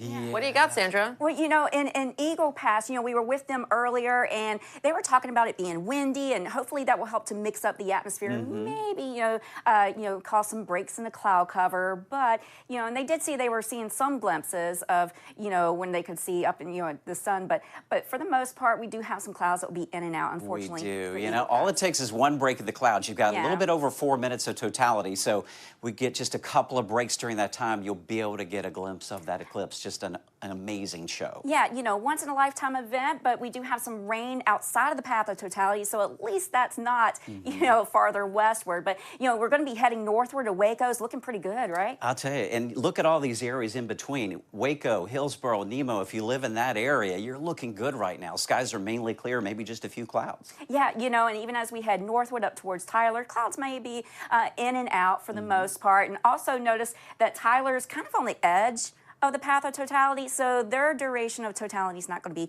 quite as long as when they're in the center, where they're getting like around 4 minutes on average. But again, as we head north, we've got some really good conditions. This is fantastic. Jonesboro is looking really good. Those of you in southeastern Missouri, around Cape Girardeau. We've had a report from Poplar Bluff, looking really, really good in that part of the country with lots of blue sky and sunshine, and that's really going to give you an amazing, amazing effect. Yeah, you know, in a lot of areas, I have to say, you know, there's a few areas that, you know, maybe a few trouble spots in terms of cloud cover, but, you know, with any thunderstorms, I think that's going to hold off for the most part until those areas see totality. But again, we do have some cloud cover up towards the northeast. We'll have more on that in a few minutes. Exactly right. And we will be heading to Texas, but first, let's head on over to Pennsylvania to check in with our Molly Martinez. She is live from Erie, Pennsylvania. And Molly, you're about an hour out from totality. It sounds a little busy out there. Hey, Deborah and Rashida. Yes, it is. We are at Mercyhurst University in Erie, Pennsylvania, and this doesn't really look like an eclipse viewing party. It kind of looks like a homecoming game, but we have the whole university out here. We are on the football field. You can see we're going to pan around here. A lot of people are so excited for this. I just took a peek through my glasses. Of course, don't look directly at the sun. I'm sure we've been over that many times.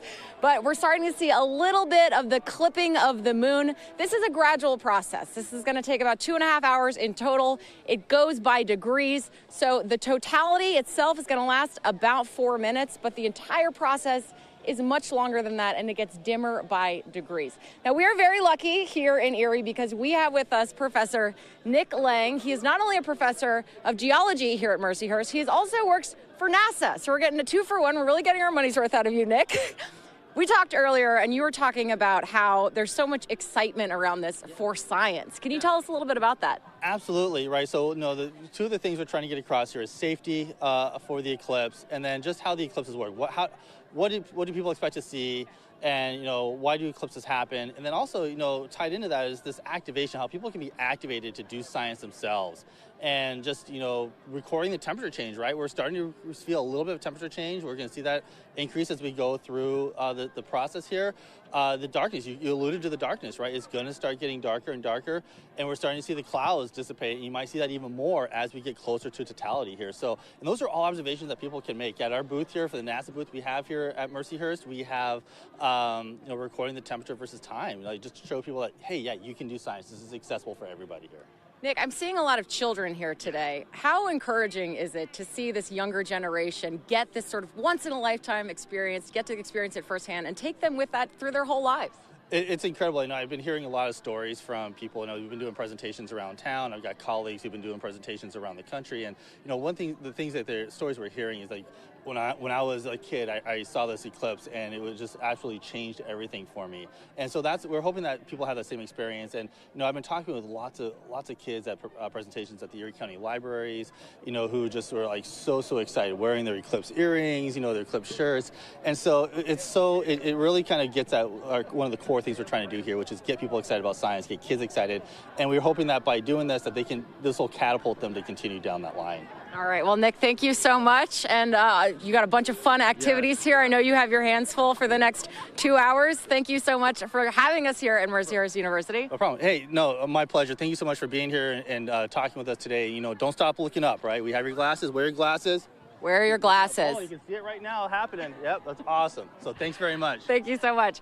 Like I said, we are going to be here all day. Coming up in our next hit, we're going to be looking at what ancient civilizations thought was happening during the eclipse before we understood the science behind it. A lot of them thought it was a bad omen. Some really interesting stuff. We're going to talk to another professor here at Mercyhurst University about that.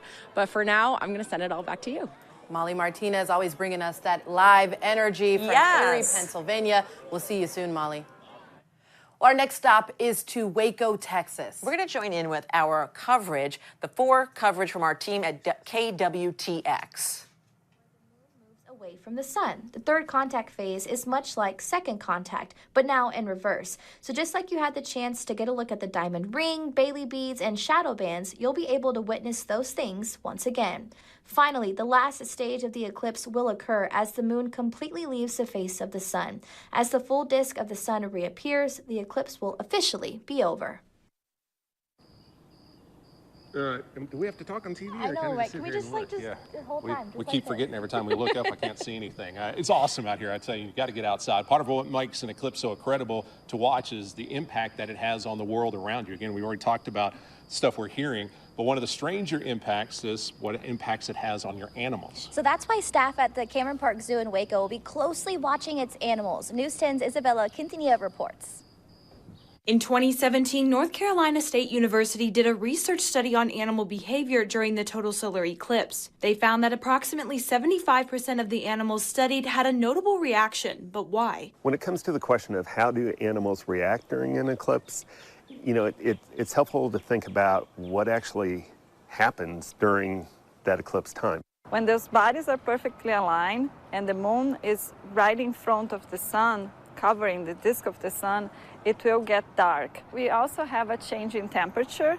Maybe pressure might change as well. The direction of the wind can change and influence how nature would respond to a totality. A lot of this strange behavior is simply animals switching from their day to nighttime routines. The animals will perceive the total solar eclipse as if it would be the sunset or the sunrise. So for nocturnal animals, they're probably gonna wake up and say, it's time to go by my day. Cameron Park Zoo in Waco is home to more than 1,700 animals and 300 different species. On the day of the eclipse, they will remain open, but around the time of totality, their staff will be closely observing the animals in case they have a reaction to the event. We are curious to know if that will happen, and we'll be there to help our animals through it, per se, if any of them get confused. Every animal reacts differently, which is part of what makes this phenomenon so unique. And if you want to witness this, just take a look at your own pet. I think would be a fun exercise and a fun experiment for the kids to bring the puppies outside and the animals outside and look at their behaviors and observe what they are doing. Experience the eclipse, learn, and have a great time. Oh man, I tell you, really cool. Just all the different kind of angles of this eclipse, again, a once in a lifetime. And we've been standing out here. It's kind of like I don't know, it's an odd, you don't feel this kind of light any other time where it's Think about it, it's darker. 1:15. I know, but it's not like the sun's setting. It's just you're losing about 2/3 of the light coming from the sun right now. And you may be experiencing this once in a lifetime event with friends or family. NASA has a few programs that you can actually participate during the total solar eclipse. Here's how you can help. Now, NASA has several projects that you can actually get involved with as well.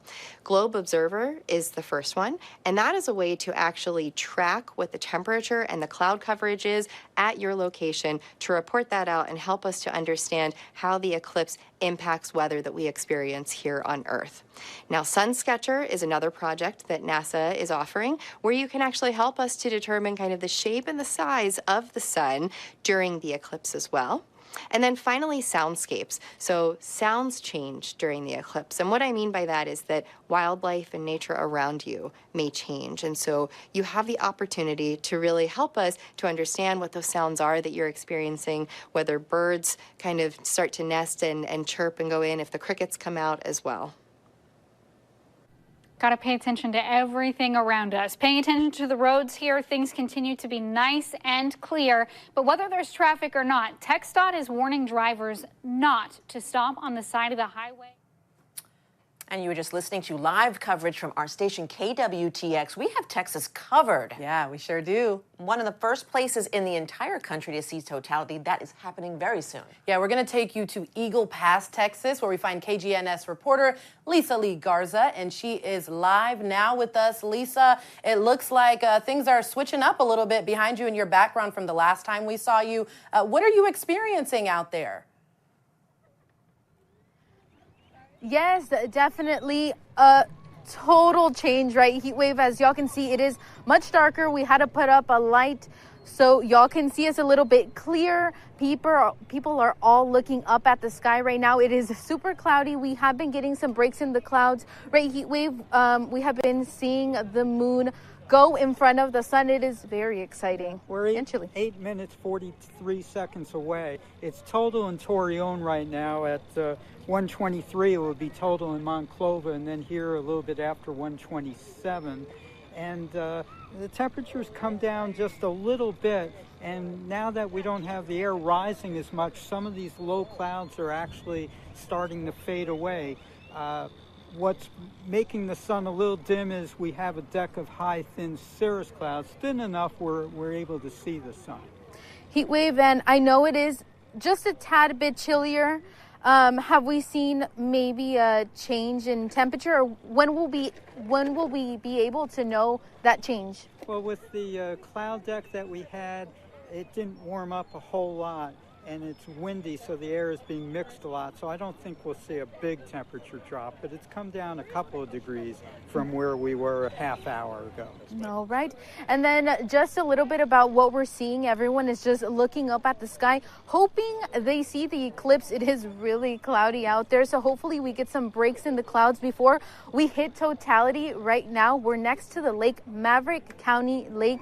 Heat wave. 7.5 minutes, and it's getting darker, but it will get dark very quickly from the southwest in the last 30 seconds or so. This shadow is moving at 1,600 miles an hour. Very fast, which is also causing some type of impact on the wildlife here at the lake. We do see that some ducks, they look like they're sleeping and they're hiding in the brush. Everything seems to be very calm and windy, very quiet. Heat wave, very different than what it was a couple hours ago. Everyone was really loud, very excited, but everything seems a little bit different. I think we'll see even more excitement in another 6 minutes and 46 seconds. Oh yes, heat wave. So we will definitely be bringing you this coverage again. Eagle Pass is the first city in the United States to experience the full totality here along the path, so that is very important. There has been people from all over the world that have been coming to visit Heatwave. We spoke to some people from Germany, Jerusalem, even people from Laredo, which is a drive. Eagle Pass is a border town with a little bit over 28,000 people. Pennsylvania, Sacramento, California. Oh yeah. People flocked to see the sun go to totality for the first location in the U.S. Very exciting. 4 minutes and 32 seconds, is that correct, heat wave, for the totality? 4:24, 4 minutes 24 seconds, and we reached totality in 5 minutes 57 seconds. So the countdown is definitely on. Everyone is super excited. All the ducks are asleep, but we'll be keeping an eye on this eclipse with our SafeWear. That's all we have, right, Heatwave? We'll toss it back. Monclova goes total in about a minute and a half.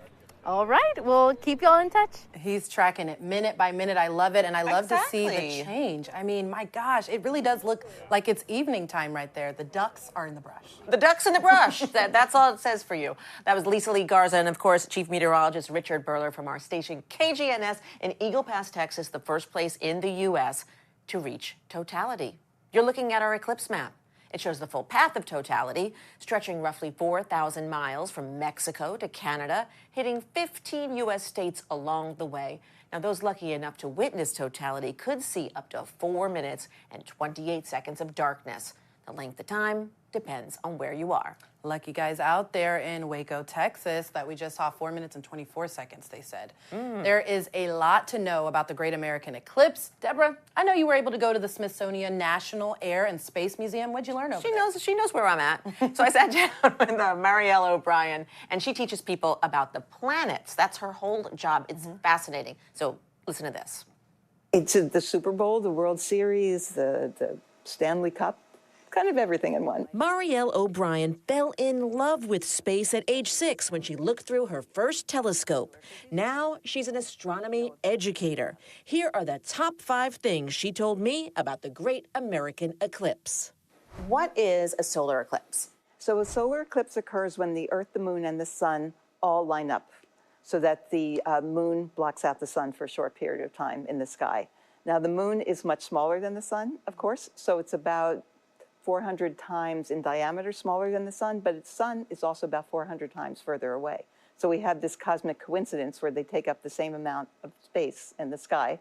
If you don't live in the path of totality, can you see anything? You absolutely can, but here the maximum eclipse will happen at 3:20 p.m. Will be about 89% covered. 31 million people live in what's called the path of totality, meaning they'll experience the total eclipse.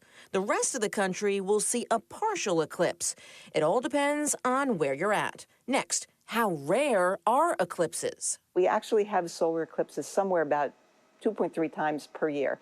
However, they're not all total.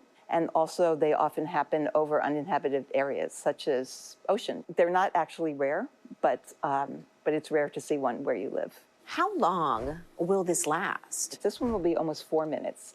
So sometimes the moon is closer to us, sometimes it's further away. So we're lucky that this eclipse is at a time when the moon is a little bit closer to us on Earth, and so it takes longer to cover the sun. And what makes an eclipse so special? It's a very moving experience because you see the eclipse, you feel it get cold, maybe crickets chirping if it's the right season. You feel the wind pick up. You see stars in the sky that you wouldn't see in the daytime. So you really have this multi-sensory experience. Before we leave one of the world's most popular museums, we have to show you why so many people make this a must-see when they come to D.C. We saw the spacesuit Neil Armstrong wore when we took one small step for man, one giant leap for mankind on the moon. And sometimes visitors will ask us, is this model, this can't be real, but this is actually real? We checked out lunar roving vehicles, parts of the actual rockets used to launch astronauts into space, and we even got a feel for what it'd be like in Armstrong's moon boots by virtually visiting the moon. I just loved going there. If you haven't been to that museum, it is one of the most visited museums in the entire country. But you guys can't see much about this museum or anything, can you, here? Can't see you at all, which is Where the point. are you? Yeah, that's the point, right, Sandra? We shouldn't be able to see Rashida and Deborah right now, which we cannot. That means you got the certified glasses. Yes, it has an ISO on it, the 123112-2. Write that down. I need my eyeglasses. And you need to keep them on the whole time. That's very, very important. You only get one pair of eyes. And I know it's the people who are in the path of totality, they can take those glasses off as totality is happening, right? If, it depends on what your preference is, but we encourage you to keep them on the whole time, if at all possible. Yeah, and I did hear a story about a lady who had faulty glasses, and so she ended up looking at the sun too long, and she ended up getting eye damage. So you need to make sure you I don't like that. Better safe than Real sorry. deal. Ooh. Well, don't go anywhere. We are here with the Great American Eclipse. We'll see you in a minute. Rethink how you get breaking news. Local News Live, the news that hits home. Always streaming, always free.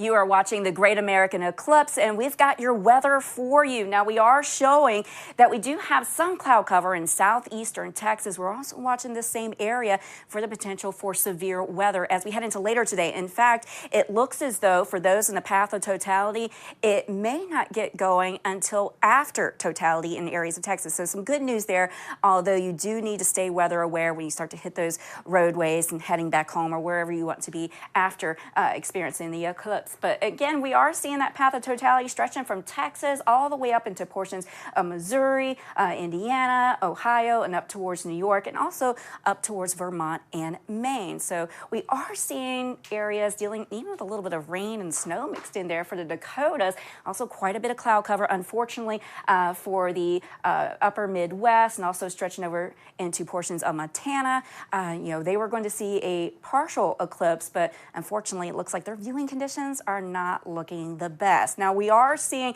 if you are going to be watching the partial eclipse, which is still fun, Ross and I are going to have some ways that you can make a pinhole projector later on in this show, and that way you can see little sun crescents on the ground. So, we'll have that for you in just a moment. You can still see that the partial eclipse, but we do have some showers stretching from portions of Louisiana up through Kentucky, but we are going to see that potential for some cloud cover as we start to work our way towards Erie, Pennsylvania, and also into Watertown, New York for those in the path of totality. Also seeing some moisture working its way onshore of Oregon and also the state of Washington. But again, more about that severe weather threat, but I think we're not going to have to really be too concerned with it until later today after many areas in Texas have already experienced totality. So some good news, but you will have to stay weather aware because we do have that potential for strong to severe thunderstorms as we get into the late afternoon and into the evening. Now, what we are anticipating with any storm in these areas that does become severe, we can't completely rule out that some of these storms could have rotation. So that's why you need to be very careful and just, stay alert with any weather going on in your area. We're also looking at the potential for some large hail, possibly up to the size of golf balls. And then we're also seeing the potential for some strong, damaging straight line winds. Now, where you see the orange shading, which includes Dallas, that's a level 3 out of 5. Where you see the yellow shading, that's a level 2 out of 5. And where you see the green shading, that's a level 1, where we could see 1 or 2 storms becoming severe. 74 right now in Memphis, 80 degrees currently in Waco, so quite warm there. And 71 in Lansing, so that's pretty warm for the Great Lakes area. 68 in DC. Looking at 60 in Burlington, 49 in Colorado Springs, and 64 in Las Vegas. You're watching the Great American Eclipse.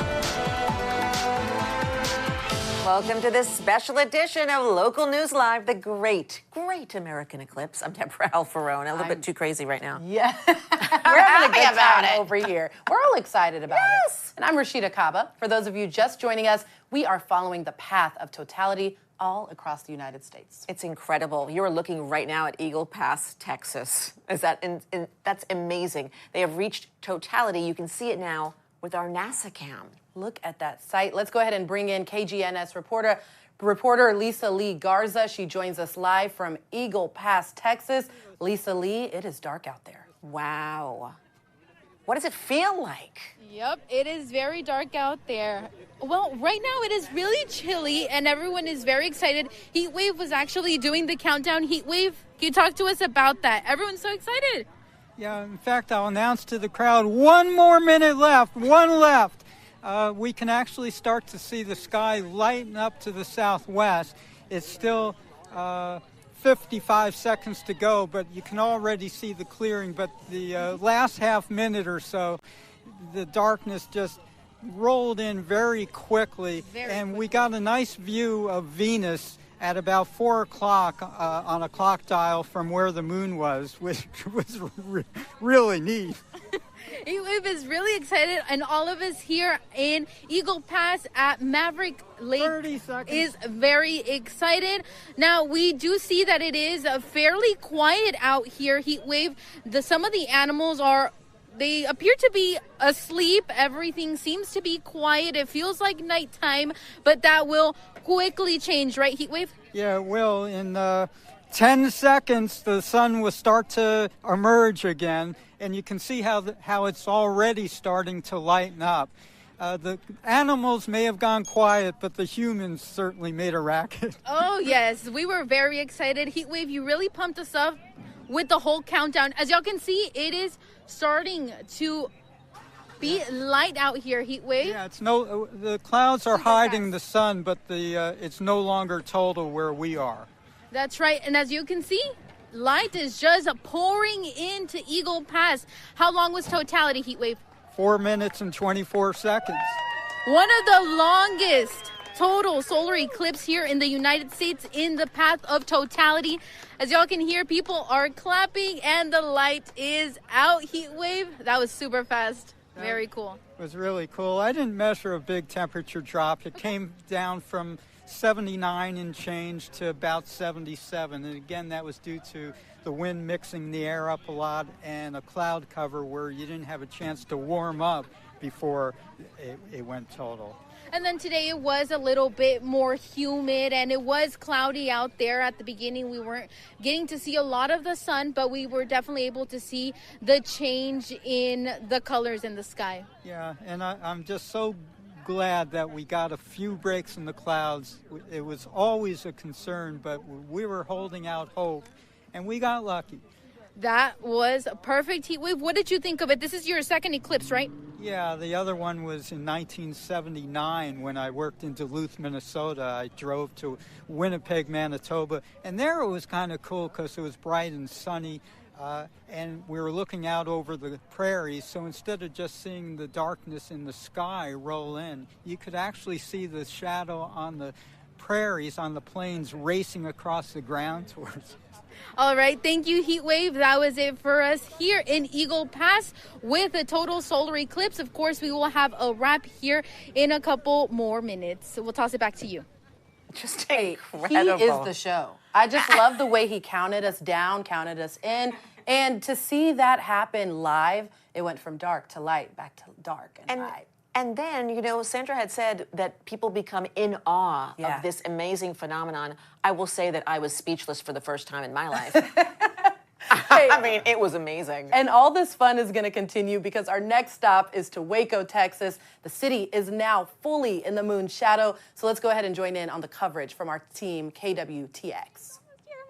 Okay, anyways, we gotta wrap so that we can get on with Totality. Live in Hillsboro, Allie Kadlavar, KWTX News 10. All right.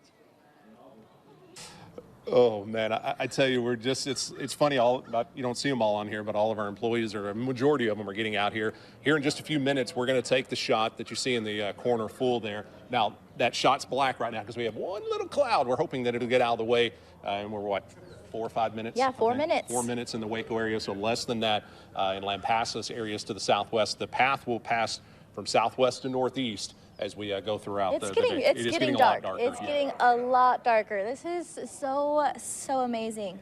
Okay, so yeah, we'll actually take a look at our totality map right now just to give you guys one last look of the times that everything is playing out here for today. Again, about 1:38 in Waco. The further northeast you travel, a little bit later, our southwestern counties already ongoing. Lampasas Lano just got into Lampasas in the next minute. Next minute, probably 30 seconds we're or going to less. take this shot full here in just a second, and you're just going to hear me and Jillian kind of talk over it. And if you weren't out and about, and we advise if you want, just again go to our YouTube page, search Degrees, and we'll talk about what we're seeing to explain. Really, if you got kids and they hadn't had a chance to see what's going on, because we're going to explain some of these little things. So right now, you still need the glasses on. You can see the last little sliver there. So one cool thing, particularly if you're more on the outer edges of the eclipse path, the total eclipse path, you'll have a chance to see what's called Bailey beads. So if you think of the moon, you think it's round, but there's craters, valleys in it. So the last few little bits of light will start moving through those outer edges, and it's going to cause little bright spots along the edge of the moon or the sun. So that's called the Bailey beads. It was a scientist, last name Bailey, that discovered it. After that, once it gets to the last little deep spot of the moon, there on the outer parts of the moon, there's going to be one bright blast of light move through. That's called the diamond ring. You'll start to see the corona around the edges, and then you'll see that bright blast. It's getting close to that point. Yes. Now, we still got a little bit. Then once you see the diamond ring, or if you're looking with your solar glasses, you can't see anything other than a cloud, that's when you can take off your glasses. You've got roughly 4 minutes. Again, right now, if you're watching in Lampasas, areas like that, oh my goodness. I know, this is incredible. So you're going to hear us just kind of take this in. Well, look at all. So I know we have that full shot up, but the lights in our parking lot started to come on, like where we usually park the cars. All those lights are coming on too. So wow. So you want to be as far away from lights as you can. But incredible. Just taking in the birds are kind of oddly taking it in. But so we are still in the Waco area, not quite to totality. Again, you want to look on that left side of where the sun's little outer part of the sun is. That's where those Bailey beads will start to appear. Now, once it goes into totality, and if you're in an area where the skies are clear enough, if you look to the right of the moon, the bright spot there is going to be Venus. You'll be able to see Venus, Saturn, and Mars to the right of the moon. To the left of the moon is Jupiter. Now, between Jupiter and the moon, you've got the chance of seeing a comet. Now, the clouds may restrict that some, but there's a comet called the Pons-Brooks comet that will have the possibility. And again, we are now in totality across parts of Central Texas, and you're going to have the chance. Shadow bands on the ground. Yes. Oh, yeah. Wow, that is so cool. So right here, we're getting close to the potential where you may be able to see the Bailey beads, and then that diamond ring effect will go. You still want to keep your glasses on right now. That there's still enough. You don't think there's a lot of sunlight, but enough that could to cause issues. Wow, so we're getting to the point where the corona should start to show up. You may notice the low clouds going away gradually. Oh, the corona's starting to appear. All right, so here comes the diamond ring effect. Should be right about now. We can hear people cheering on the other parking lots. Oh my goodness. How incredible is that? Wow. Okay, so to the right, of, you're not going to see it on the TV if you're outside, that bright dot to the right, that is Venus. If you look off to the left, about twice as far away, that is Jupiter. Somewhere between Jupiter and the sun, closer to Jupiter than the sun, you may get the chance to see the comet Pons-Brooks comet. I don't see it from where we're looking right now. Wow, but look at so you think to the left with that? Yeah, so that would be Jupiter? It should be just on the right of... oh, wow. Wow. So again, folks, if you can get outside, we'll talk you through this, but... Take it in. We have most of us lucky enough to see this. And what you're seeing in the wispy... Oh, now you see some little brightness there, kind of on the bottom part of the sun there. You may well see it. That's a little bit of a solar flare going on there. Oh, yes. So the wispy outside part is what's called the corona. That is the outer atmosphere of the sun, something you cannot see on Earth if a total eclipse isn't ongoing. So that is the kind of the plasma shooting away from the sun, and we are lucky enough to get the chance to see this. Wow. I don't even think I have any more words in my vocabulary right now. Just wow. And you can notice it feels cooler. It does feel The cooler. winds have died down. I mean, just to remind everybody, it is 1:39 in the middle of the day, and it looks like this outside. Just incredible. Yeah. Wow.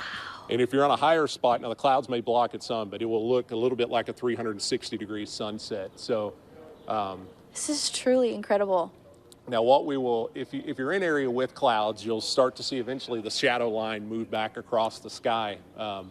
But again, if you're looking, what we can see from our studio, to the right of the moon, that is Venus. To the left, a little farther away, what looks like a star, that is Jupiter. And can't see the comet. Some folks that maybe have binoculars may be able to see it, but that is the amazing view. Yeah, it feels like it's dusk right now in Central Texas. Yeah, it's amazing. Oh man, it was really cool to even see the colors of the clouds change. Oh, what is that? Wow.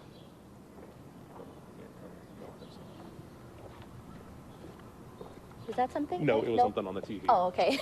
We were seeing something. So again, we are in the midst of totality right now. The amazing thing with this solar eclipse compared to 2017, this is a very much above average length of time that many areas of Central Texas, 4 minutes or longer in the path of totality. You were just watching live coverage, incredible live coverage from KWTX. Yeah, to be able to go alongside them was just amazing and get their actual emotional reaction. A lot of wows, and I was right there with them. Our next stop, Tyler, Texas. KLTV's Lane Lucky is live for us there. Lane, what is going on behind you? Oh, good afternoon. It really is starting to get exciting here. It's just almost a childlike innocence about this.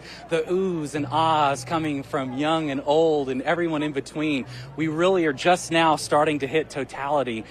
It all of a sudden has just become very dim. I have chills right now, honestly. I was not expecting that. As you've heard from our other sister stations here in Texas, you feel the dip in temperature as well. And the dim is just almost alarming, the darkness here. Now, this is Tyler, Texas. We are the rose capital of America, and we've been waiting to see whether the weather was going to be a thorn in the side of all of these eclipse watchers. Wow. And you can hear all of the excitement, and it does look like the weather has cooperated. We've had clouds all afternoon, and there have been dips, but just at the moment of totality, the sliver of the sun is now appearing, and people are in awe here. You know, Texas was considered to be the place to be in the U.S. to witness the eclipse because, of course, the Lone Star State will see the longest duration of totality. And we are in it as we speak. We generally have really favorable weather, so this was a surprise today. You can actually see the street lights here in downtown Tyler coming on. It really feels like nighttime right now. Wow. Okay, now it is safe to be able to view with the naked eye. You're able to see the corona in the sky of the sun through the clouds. Wow, just at the last second here, Mother Nature has delivered for us. Some interesting things going on here. Some of the neat people who have come from all over the country to take this in. Just a really unique story. Of all of the places that visitors could have chosen to watch the eclipse, many are here in the city of Tyler for a somewhat unusual reason. We've been in touch with several people named Tyler who are here for that reason alone. Some coming all the way from Alberta, Canada, even Hawaii. So people named Tyler decided to come to Tyler to see the eclipse. Clearly, they're less interested in whether the weather is going to work out or not, and more about snapping selfies in front of every sign in town with the name Tyler on it. Now, of course, you may not know this, but Tyler, Texas is named for our 10th president, John Tyler, who was in the White House at the time that Texas became a state. So behind me right now is just a party atmosphere. People are looking up. Wow, it just is spectacular. I don't want to say that I was pessimistic, but I didn't think that it would come through at the last second like this, and I think other people are as well. It's also somewhat eerily quiet right now. A bustling city, the town square, and you can hear individual conversations right now. This party atmosphere, once totality ends within the next minute or two, the party will pick back up. There's live music. And people are pleased with the show in the sky in Tyler, Texas. There's live music here on the downtown square. All kinds of restaurants have opened up with special menus, with eclipse-themed items and drinks. There's a lunar lager at the brewery here downtown. And so people are going to celebrate what a memorable day this will be. It actually is quite interesting. Down the street from us, there's a picnic lunch on the lawn of an antebellum home that's now a museum. And this is actually one of the only buildings in Tyler that was standing the last time a solar eclipse was visible here back in 1878. So totality in Tyler today, truly a once-in-a-lifetime event for East Texas.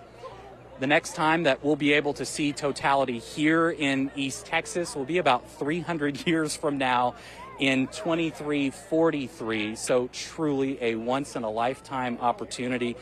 We are making the most of this moment in history in East Texas. Back to you. Lane taking us through. I am just speechless. Lane, you got a little bit choked up earlier, and I actually started to tear up watching this. Thank you so much for kind of, walking us through this, but also just, doing it with such, I don't know, humanity. Just really, when you think about everything going on in the world, and this is something that unites us, it was just a beautiful report, Lane. Thank you so much. Really felt like we were there. Oh my goodness, absolutely, but our coverage is going to continue in Jonesboro, Arkansas. Hey, let's go ahead and check in with our team at KAIT. They have some live coverage going on right now. Cherokee Village. Oh, you're starting to hear kind of a hush come across the crowd. Everybody is getting ready. We've turned off the music. We're getting ready for Totality. Looking up, it is almost here. TV. Kason Daly couldn't be out here, so he is getting a shout out from his mother's here. Told me to go ahead and give him a shout out. So get outside to enjoy this nice eclipse. We have a fantastic view. Everybody is starting to get quiet. You can start to see the lights even brighter on the Ferris wheel. Everybody's getting ready for this total eclipse. I'll have more coming up in just a little bit live in Cherokee Village. Aaron Castleberry, back to y'all. All right, thank you so much.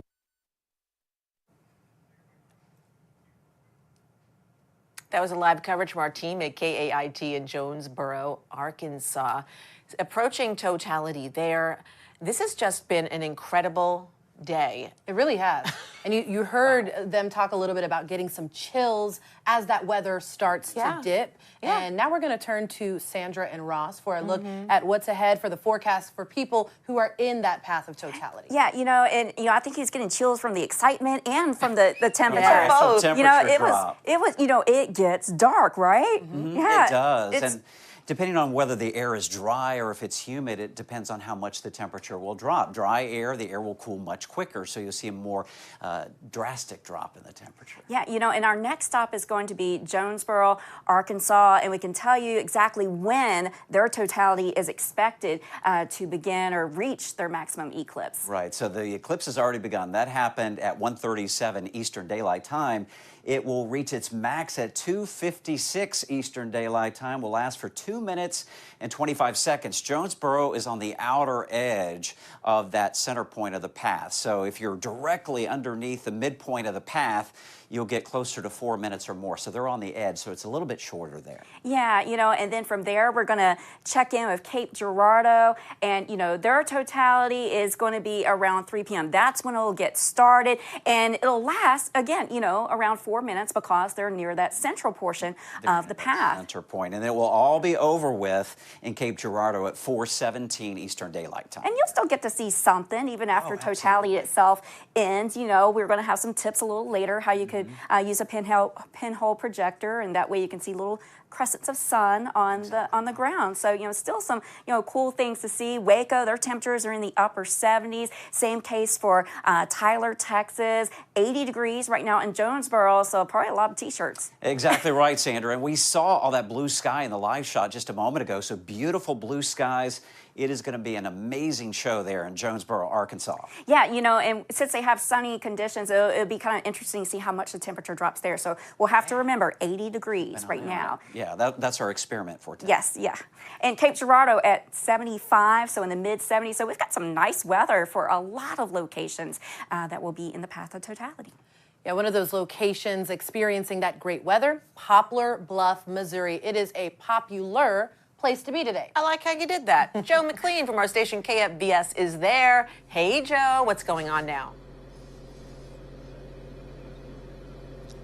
Well, it appears we are just minutes away from entering that totality stage. I have everybody has their glasses in hand right now because you kind of have to. Yeah, just a sliver of the sun is being revealed right now. And you can see behind me, this is the Poplar Bluff High School, and you can see it has been just an eerie silence that has just fell over the crowd. There was music. The music has stopped. Clearly people are really preparing to share just these few minutes of bizarre just dusk in the middle of the day. And as you were kind of saying earlier, this is a moment where regardless of who you are, where you're from, what your economic status is, what your level of education is, what your politics are. Everybody is experiencing this all together, which is really an amazing thing. And here in Poplar Bluff, we're pretty near the middle of the path. So Poplar Bluff is a very, very popular, as you said, spot for major municipalities around this area. Nashville, Memphis, just a couple hours away. St. Louis, a lot of major cities have fed right here into Poplar Bluff. And of course, there's merch. A lot of the local businesses are really trying to capitalize on this as it's kind of like winning the lottery for a small town. They're merchandising. There was a shirt. I got a shirt. I got a funny shirt, but they have moon stress balls. There's food.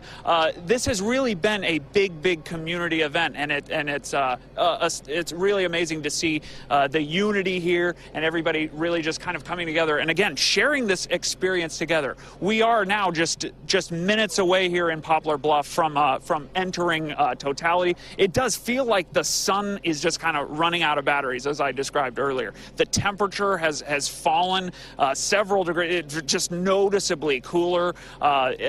You can see I've had to use my camera lights, which I've never had to do at 2 p.m. In the afternoon. So here we are. We are going to be watching this. You can, of course, see where the moon is positioned in front of the sun. So we're going to experience this, and we're, again, just minutes away from here in Poplar Bluff, beginning that 4-minute and 8-second period where we will be in complete shadow of the moon here in southeast Missouri. Back to you. Hey, Joe, before you go, I wanted to see, you said that you needed your light. Would you mind switching off your light so we can see the difference? I would love to be able to see how dark it is without absolutely. your light. And I have 2 lights, actually. Wow. So you can see, it appears, I'm turning that up. You can see, this is what it looks like. It almost looks like I'm being illuminated by a Walmart parking lot light. If you see what I mean? So this is the sun. This is the sun, the sunlight.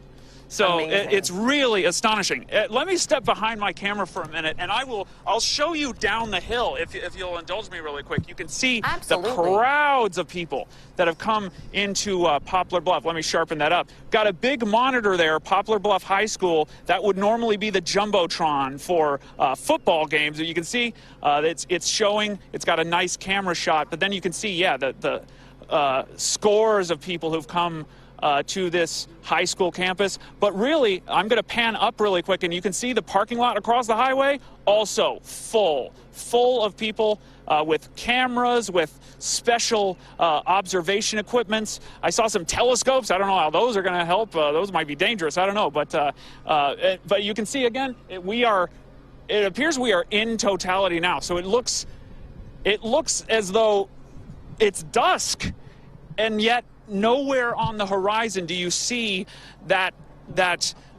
image of the sunset. There's nowhere on the horizon. This is something we take for granted, that we observe day in and day out.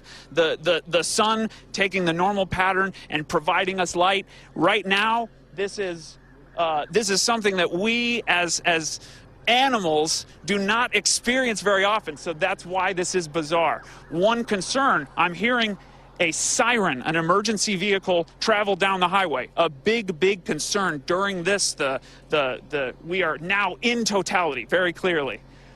One of the big concerns was anybody who is out on the road. And it appears the highway right now is completely empty. Everybody, I'll pan over. You can see the highway there.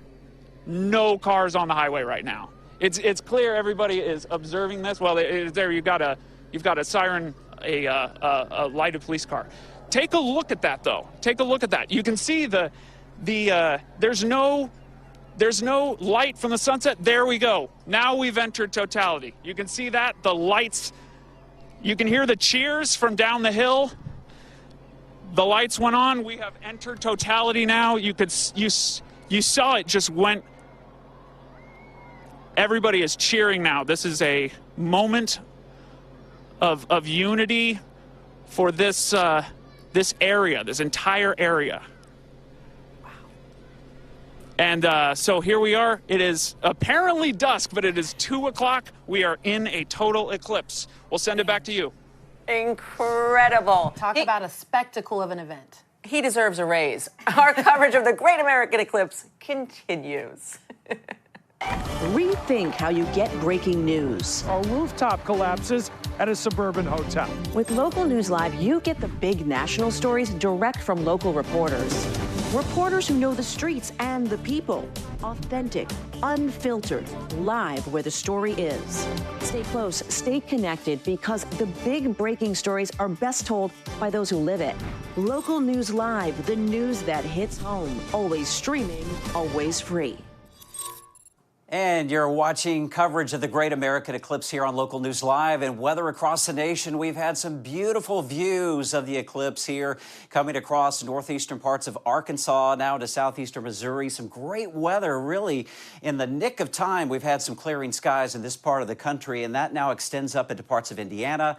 We're seeing clearing skies into Ohio, just a few high, thin clouds there. So we expect great viewing conditions for those of you around Toledo, over to the Cleveland area. And then once we get up into New York State, as we get north and east of Erie, skies have begun to clear out around Erie. But once we get into western New York, around Buffalo and Niagara, up to Watertown, there is a little bit more cloud cover there. And then once we get up into northern Vermont, just a few high, thin clouds. We're hoping those clouds will stay away just long enough that you guys will get a really, really great view of this amazing, amazing celestial event. As we get up into northern portions of Maine, things looking really good up there right now. We have bright sunny skies and blue skies overhead. Your eclipse is coming just a little bit later this afternoon. Now, the inclement weather outside of the path of totality, where you will have a partial eclipse, unfortunately, I don't think a lot of you will see it here in the northern plain states. We're talking North Dakota, South Dakota, and Minnesota. Other problem areas here across the areas around Mississippi and parts of Louisiana. We have some scattered showers and some thunderstorms with some great viewing from central Florida up towards the Atlanta metro, Columbia, South Carolina, up into parts of Virginia as well, even around Washington, D.C., up towards New York, Philly, and Boston. Things are looking good right now. We'll take you to the West Coast. Some inclement weather here from Seattle down to Portland. A lot of clouds, even some wet weather. But from Reno to Las Vegas to Phoenix, things are looking good. We have plenty of breaks in the clouds in that part of the region. Now, we are going to be watching out for the potential for some severe thunderstorms a little bit later on today. This would be mainly after dark across areas such as Abilene, Dallas, over towards Shreveport, where there's a level 3 risk, an enhanced risk of severe weather. And in this region, we could see the potential for a few tornadoes, damaging straight line winds, flooding rainfall, and even the potential for some hail. So again, in the southern plain states, watch out for some storms tonight if you will be traveling. You're watching the Great American Eclipse here on Local News Live.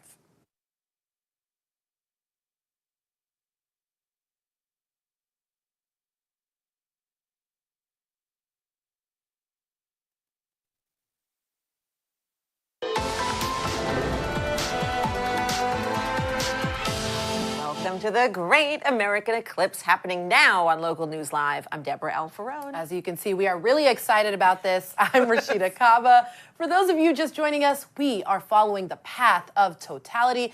You're taking a look at Missouri, where they are in near darkness. The moon is passing over the sun, turning day to dusk, and in just a few minutes, Indiana, Tennessee, Kentucky, they will all be in totality as well. In 15 states, they get to experience this celestial phenomenon. It is just incredible. But for now, we're going to join the coverage from our team, WFIE, in Evansville, Indiana. You guys as meteorologists, we've all been working hard for this, but you guys have really been out in the community telling people about it. It's been so cool to go to all 3 states to learn about this. It's emotional. It's been a lot of fun. I've had to go to the public library to learn. I didn't realize there's like 40,000 objects polling gravitational-wise on the planet Earth. So I actually don't want it to be over. Yeah, I know. We're so, oh my goodness, the street lights just came on here on 14 News. That's crazy. Cool. We weren't expecting that, so that's awesome to see. Truly, this is history in the making, and we are just so I only blessed. usually see these at 2 in the morning when I come to work. We're so blessed to be part of it here at 14 News. We hope you've enjoyed our coverage today. We are just moments away from reaching totality, where the moon is completely blocking the sun from Earth. Honestly, I'm getting kind of chilly.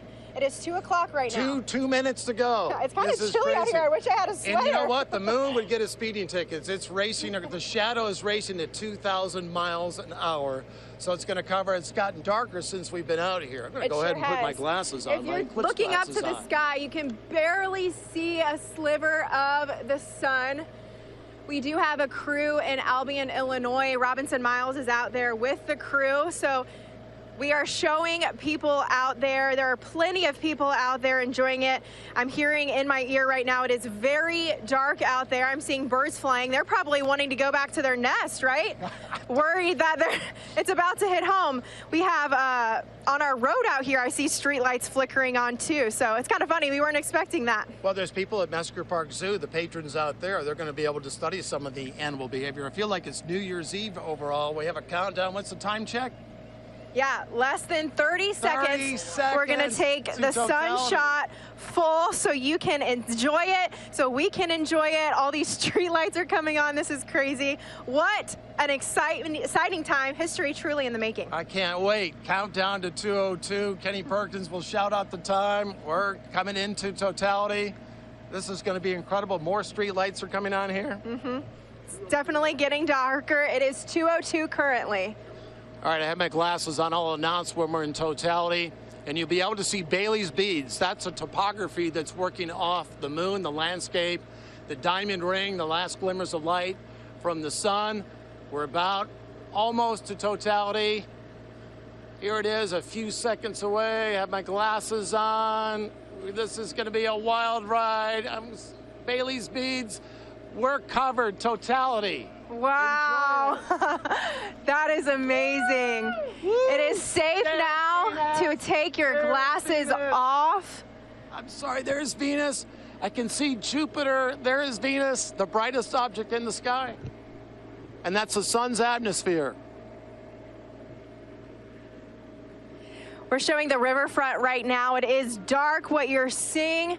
It's dark just about everywhere in the tri-state right now. And again, it is safe if you are outside to take off your glasses. But if you're looking up in the sky, Byron, what are those bright lights we're seeing? You mentioned? That's the sun's atmosphere, and this is safe to look at overall. And then you're also seeing Venus. You also have planets up there. Also higher to the left, there is Jupiter. So if you live above Totality, up and orient yourself a little to the east, almost at 90 degrees, that's the planet Jupiter. You can see Venus out there. The cirrus clouds aren't interrupting anything. We're just going to enjoy this for a moment. We've been waiting a long time for this. Just absorb this. Once in a lifetime experience. I can't believe how Venus, how bright it is. It's the brightest object. And this is the sun's atmosphere, which scientists will be studying. The street lights have come on here in the 14 WFIE parking lot. 3 minutes of Totality on the west side, 4 minutes across southern Illinois.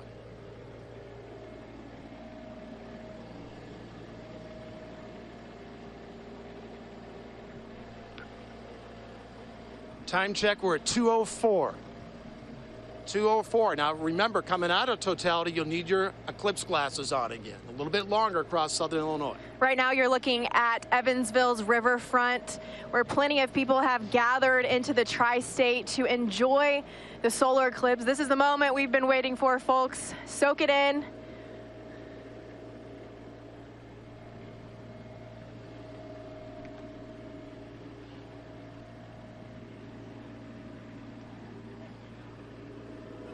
It's amazing, isn't it? What do you think? I think it's Here's wonderful. another view. The sun's corona. This is our second See one. Venus, Jupiter. Deborah, you know, one thing I love about this is the community aspect of it and the unity. I mean, there's so many crazy things going on, but to see this is amazing. Yes, let's go to Indianapolis now. That's where Joshua Short is, and oh, wow. Where did he go? Just incredible. It looks so dark there. Okay, it looks like we lost that shot there, unfortunately. So Indianapolis is the place of the Motor Speedway, and that's actually one of the places experiencing Totality right now. Ooh, our shot is back. He's back. Joshua Short, what you got from WNDU? We hear you. Hey, we're sorry about that, but you can imagine a lot of moving parts right now. Just listen to this crowd. I'm also going to try to do something if I can. I want you guys to see what they are looking at right now. I'm going to try and put a filter over this camera lens. Work with us. Here we go, Deborah, Rashid. I'm going to try this.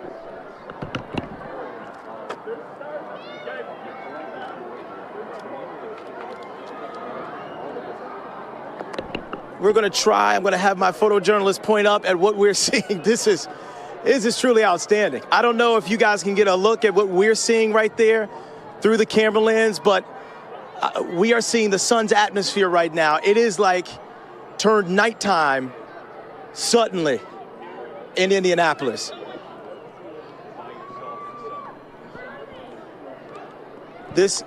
And we're going to take this off because it appears it may be a little bit more difficult to achieve than we thought, and that's okay. That's live TV. But nonetheless, you can see and hear the reaction here in Indianapolis. Look, we've been talking about this for weeks now, but when you see this place get dark suddenly and this place cools down and the wind picks up, there is a dramatic, somewhat eerie and exciting moment that is palpable, that is really hard to describe, happening here at the Speedway right now.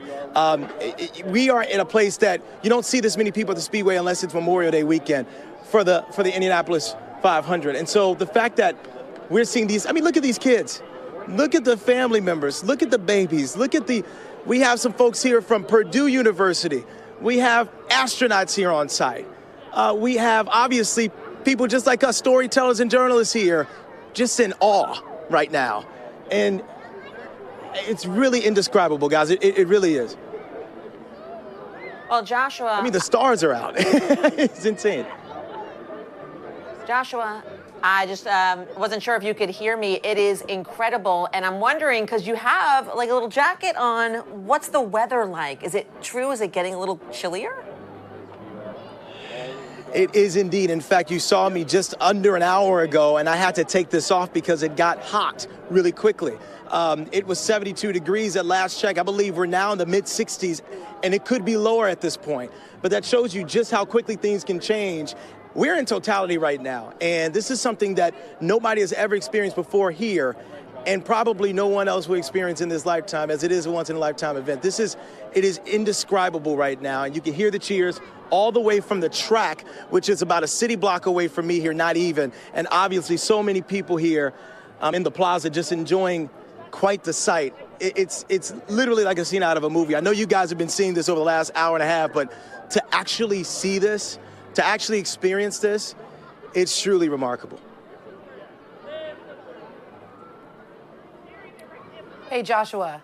I'm wondering, what has it been like to see this amongst all the kids that are there? I mean, it's been emotional for some of the reporters that we've spoken to. What has been your reaction to this? I think that's the shocking part to me, honestly. When you're reporting on this for weeks and you're at the desk and talking about what to expect and what officials are saying and how cities are preparing, I think it's hard to stay in the moment and talk about why. We are in Totality right now, forgive me.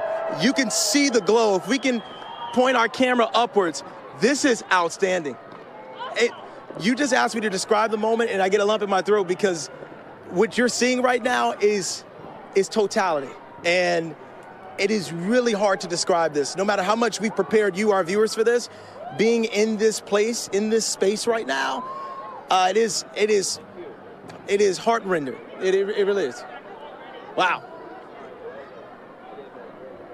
He is getting emotional, just like we're getting emotional.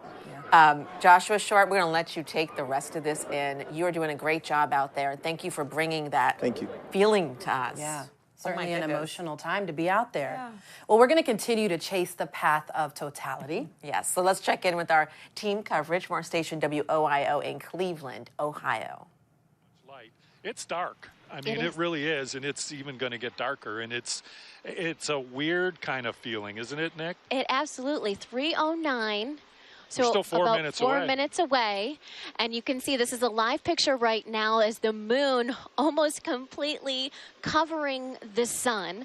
3:13 to 3:17. It's 3:10 now, so we're 3 minutes away. And you just see everyone looking up with their safety glasses on at Crusher Stadium. And we have camera crews everywhere. We have a camera crew, as you saw, looking up at the sun. We have weddings happening down in Tiffin at Progressive Field. we're talking about opening day. Yeah, we are, and we're going to take a live look at Progressive Field. We're going to get a view of what it's looking like there. And you got people in this that are already in the ballpark waiting for the game to start, and you can see the guys from the Guardians. Those are ball players that are on the field as they're just a couple hours away from opening day, and you could see the big crowd already in the stands and everybody there with the safety glasses on and getting set for what is just going to be, well, it is. I mean, you hear people say a once-in-a-lifetime event, and this is really away. What this is. So 2 minutes away, and our Tiffany Tucker, Chris Fry are outside Progressive Field watching this with us. If we get quiet for a little bit, we're going to let you watch the totality with us, because I guess we don't want to let our words, right, get in the way of such a once-in-a-lifetime incredible experience. Yeah, and it's quiet here, too. Have you noticed how quiet it's gotten at the ballpark? Whispering, I feel like. Yeah. Well, 3:13, we're just a couple minutes away, and boy, this is something. It really is pretty The temperature is cooler if you're outside. It is definitely darker. You can see I-90, the traffic. Just a few cars going by, but everyone's got their headlights on. Yeah, the lights, people's lights. We're watching people drive up and down 90, and their lights, you know, the automatic lights have popped on people's cars. This is it. 3:12, 1 minute away from lights out in the land.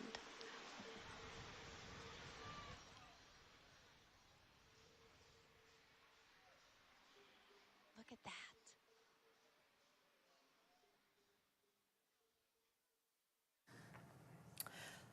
Well, the path of totality is headed up north, and that's where we find our national correspondent, Peter Sampa. He's in Niagara Falls. And Peter, I am just so excited. It was cloudy before, but what is it like now? Well, Deborah and Rashida, we are on a roller coaster, and we kind of want to get off of it right now. We'd rather just have some certainty. At this moment, we still have cloud cover. A few hours ago, actually a few minutes ago even, we had some peek through. As this eclipse was starting, you started hearing cheers around the grounds. Folks, here all day, we've gone through rain, clouds. They started to see some of that sun peeking through. It was so exciting. It felt magical for a moment. Now we're back to that cloud cover, unfortunately, but we're still hanging on. We still got a few minutes until totality is starting to set in. These raindrops on my head, not convincing me we're going to get a full viewing of this, but as someone told me, I've been speaking to visitors throughout the day, as one of them told me, even if we can't see it, we're still here to experience it. It's starting to get cold. It is starting to get a little bit darker. So one way or another, these people are going to see something that we really are only going to get once in a lifetime, Deborah and Rashida. So this is fun nonetheless. We could do with a little bit better weather. I don't know if you guys can do anything on your end to boost the vibes here, but we're trying as best we can. I don't know, Zampa vibes are always high. They always are. Peter, tell us, I mean, is there a lot of people out there? I know this is one of the most popular places in the country to be, Niagara Falls. What is the crowd like out there? Yeah, I got to say, I got the coolest assignment today. We'll have our photographer here, Tim, show you around. He's the best in the business. He knows what we want to see. We've had tents out here all day long. Earlier, there weren't that many people, but now it really is starting to fill in. It's that crowd that park rangers were expecting. I've been talking to them, asking for estimates. They didn't want to give one out, but you hear people throwing out numbers like 1 million. I don't think we're obviously there here at Terrapin Point. Tim's spanning the falls here. And we can also see over to Canada. We don't need to show them on camera, though. We're just doing fine here in Niagara Falls, New York. But I think we're now going to go over to Erie, Pennsylvania. Another cool setting for this totality eclipse. And my colleague, Molly Martinez, another one of the best in the business. Wow. Hey, can you guys hear me in the studio? Hey, and we are here. Just described this total eclipse as Erie. We are in Erie, Pennsylvania, and that is certainly what we're feeling right now. We are seconds away from totality. As you can see, there's kind of a hush over the crowd. There's huge excitement. I just spoke with a religion professor here at Mercyhurst University. You hear the excitement of this crowd. We're going to dim the lights a little bit here so we can really experience what is going on. Oh my goodness, that is unbelievable. There's been a lot of emotion. I feel myself kind of getting emotional right now. I think the last time I cried, I was being born. But this is really, I spoke to a religious studies professor here earlier, and he was talking about what civilizations thought this was before we had an understanding of the science behind the eclipse. And almost all of these civilizations kind of viewed this as a bad omen. Ancient civilizations believed it was the dragon eating the sun. You know, thousands of years ago, some believed they had to pick up and leave as an exodus. The Incas believed displeased with the sun, so they would do sacrifices. But as we know now, obviously, this is science, and the people that I spoke with today are so excited to have this be a moment for science to really galvanize of young scientists. And let me just say, this is unbelievable. This is unlike anything I have ever seen. We are in totality right now. You can see the corona coming off the sun. Again, we are in Erie, Pennsylvania. There are hundreds of people here experiencing this absolute phenomenon. You know, we've been preparing for this eclipse for a month now. We knew it was coming, but nothing can describe actually experiencing this. We're here with one man who this is his third eclipse, and he said that when you see an eclipse, you're going to spend the rest of your life chasing total eclipses, and I totally understand that now. This is really an unbelievable moment. Thanks, Great Television, for putting me on this assignment. This is a great one. But this is just absolutely unbelievable. And like I said, I feel myself getting emotional. This is unlike anything I've ever seen. And so much of the United States experiencing this. Like I said, this eclipse in totality is kind of like a seatbelt across the United States. We are at the top, we are at the shoulder experiencing sort of the tail end of this eclipse. But what a gift it is to be able to experience this firsthand. I'm going to send it all back to you. Certainly a gift for us to be able to experience it alongside her as well. And Peter Zampa is standing by. We just had him on earlier in Niagara Falls, New York. Peter, what's it looking like as you guys are reaching totality? Yeah, guys, I'm just speechless. I know I have to talk to you, but this is leaving so many of us speechless. We're starting to hear a lot of those cheers now because we are in totality. It is just pitch black. You can't imagine anything like this unless you're there living it, which we are lucky enough to do right now. We actually, guys, I know I was just talking about begging for that break in cloud cover. We got it just before that moment of totality. So as we said, while we're not seeing the actual eclipse right now, we are all feeling it, we are experiencing it, and that's what this is all about. You've got kids everywhere. You've got thousands and thousands of people seeing something they've probably never seen before, asking all of these cool questions. Why is this happening? The governor of New York is here with us. We've got astronauts walking around. It just does not get much cooler than what we are seeing right now. Again, just pitch black. I don't know, Tim, if you can help us scan out on the crowd right here, but also look across to Niagara Falls, Canada, if you can, Tim.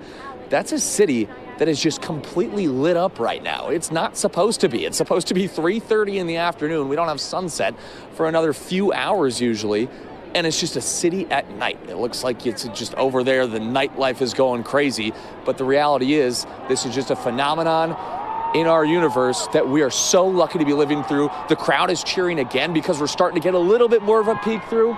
It's still hiding just a bit, but folks are able to see a little bit more now. Again, all day long, we've just been begging for these clouds to go away. At the big moment, they didn't give in to our demands, but it is still a very, very cool thing to see. Again, one of those things that a lot of folks just won't ever see again. So we are lucky to be here, surrounded by all these people who just wanted to see something different, something special that they've never seen before in their lives. We'll give you one more pan around this crowd. You've got all the phones out. Again, kids everywhere on the Niagara Falls. Just such a special place to be for this moment. One of the most iconic settings in the United States of America. And we get to be here for an event that's not going to happen for another 20 years. It really just does not get much more special than this, and you are starting to feel those vibes really pick up as we're getting a little bit of a peek through, guys. We thought it might happen. Oh, how cool is that? The moment of totality, and the clouds go away on the cloudiest day in history, rain, and we got a glimpse of a total solar eclipse. And these people are rightfully going nuts for it. That is just as cool as it gets. And they all deserved it too. I mean, these people have been here for hours now. In the cold.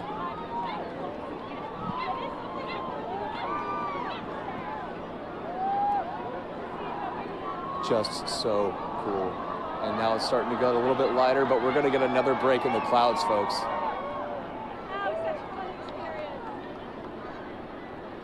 And just like that, we're back to dawn. Just never seen anything like this in my life. On Niagara Falls, a total solar eclipse. And we do have birds behind us going a little crazy. I know when we were building up to this, a lot of folks were wondering how animals were going to react. Hey, Tim, I don't know if you can get that. They're going pretty quick, but they, like us, had no idea what was going on. I think it was a special moment for these seagulls behind us as well. But just an amazing, amazing event here on Niagara Falls, guys.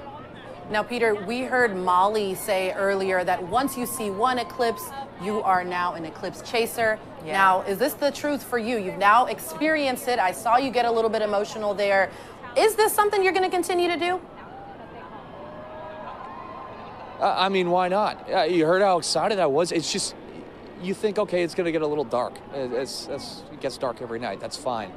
But what we just experienced here, and also, if you believe in higher powers or what have you, the fact that it just came out through the clouds while in totality, after, again, we had the cloudiest day ever, it is just such an unbelievable feeling. So am I going to go in 2044?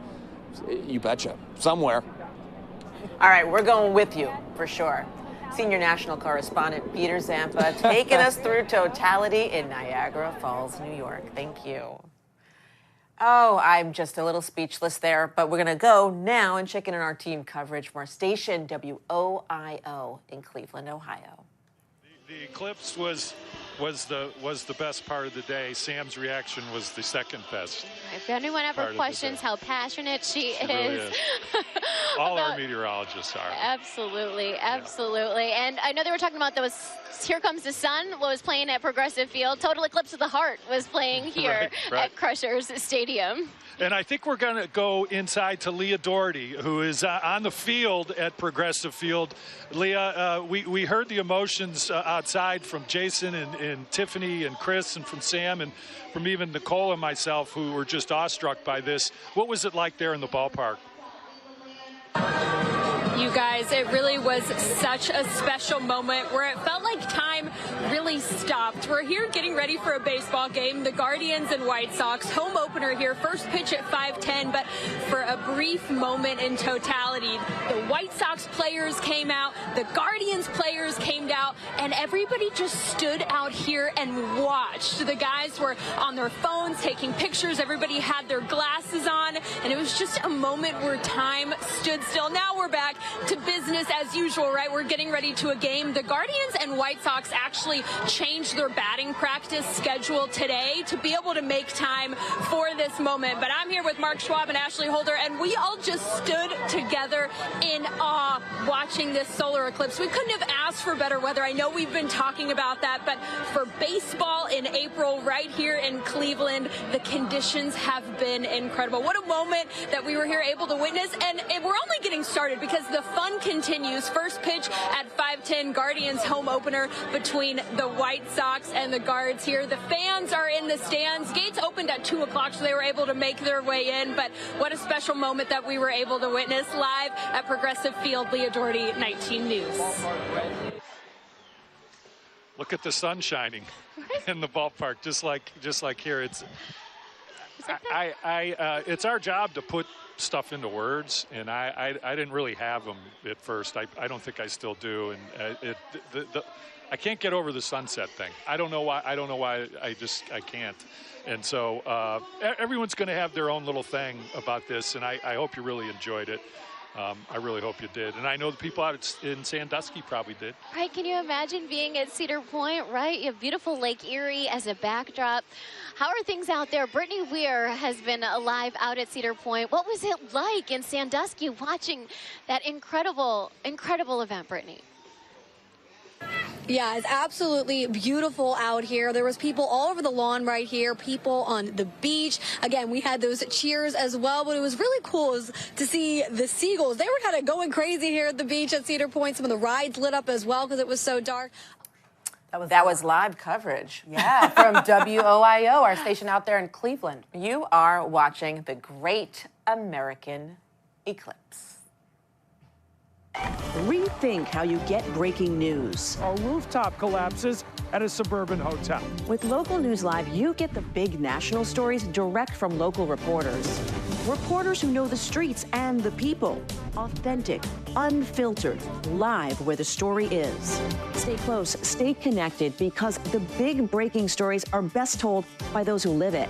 Local News Live, the news that hits home. Always streaming, always free. Well, we have been taking you through the path of totality. It has been amazing. Now, some areas have had cloud cover, but a lot of the areas that we checked in with, those clouds cleared out enough to see something spectacular. So stay with us. We're going to be making more stops. Now, in terms of the weather, we are seeing some showers and storms starting to form in southeastern Texas. They've already experienced their totality, but some wet weather and also potentially some strong storms may be a factor in those areas as they're hitting those roads and heading back home. Now, we're also seeing some cloud cover moving across portions of New York, and that's going to make its way towards the New England region. So they may have a slight increase in cloud cover in Burlington, Vermont, but I think they'll still have decent viewing conditions. Now, other areas not in the path of totality will still see something, but unfortunately, it looks like the northern plains are going to be dealing with some cloud cover, also some rain, and may see a few snowflakes mixed in with that rain. But again, we're going to be watching this area from Texas over to Louisiana, also over towards Mississippi for showers and storms. And unfortunately, as we get into later today, we're going to see that potential for some of those storms to be strong to severe. We're also seeing some cloud cover and also some rain, some high elevation snow for the Pacific Northwest. California looking clear, should have a nice view of their partial eclipse. But again, along that path of totality from Texas up towards New York and Vermont, most locations are looking pretty good. But you still need to be weather aware. You need to tune to your local Gray station in Texas. We have Waco, Texas, KWTX, and also we'll see that potential for those severe thunderstorms even into late tonight. So stay weather aware, have a way to receive your weather alerts even after you go to bed for tonight. May have a lot of wet weather as well starting out your day on Tuesday. But as for today into tonight, we do have a level 3 out of a 5-level threat ranking system where you see that orange shading.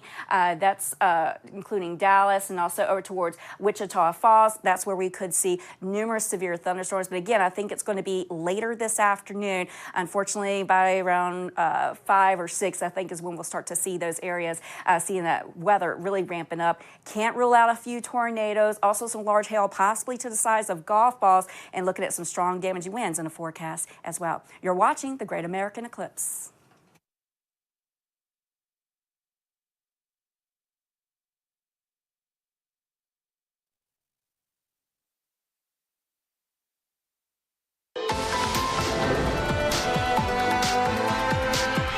Welcome to the Great American Eclipse, happening right now, like now on Local News Live. I'm Deborah Alfarone. And I'm Rashida Kaba. For those of you just joining us, we have been following the path of totality as it crosses the United States. And it is getting dark in Hartford, Connecticut. So here's live coverage from our station, WFSB.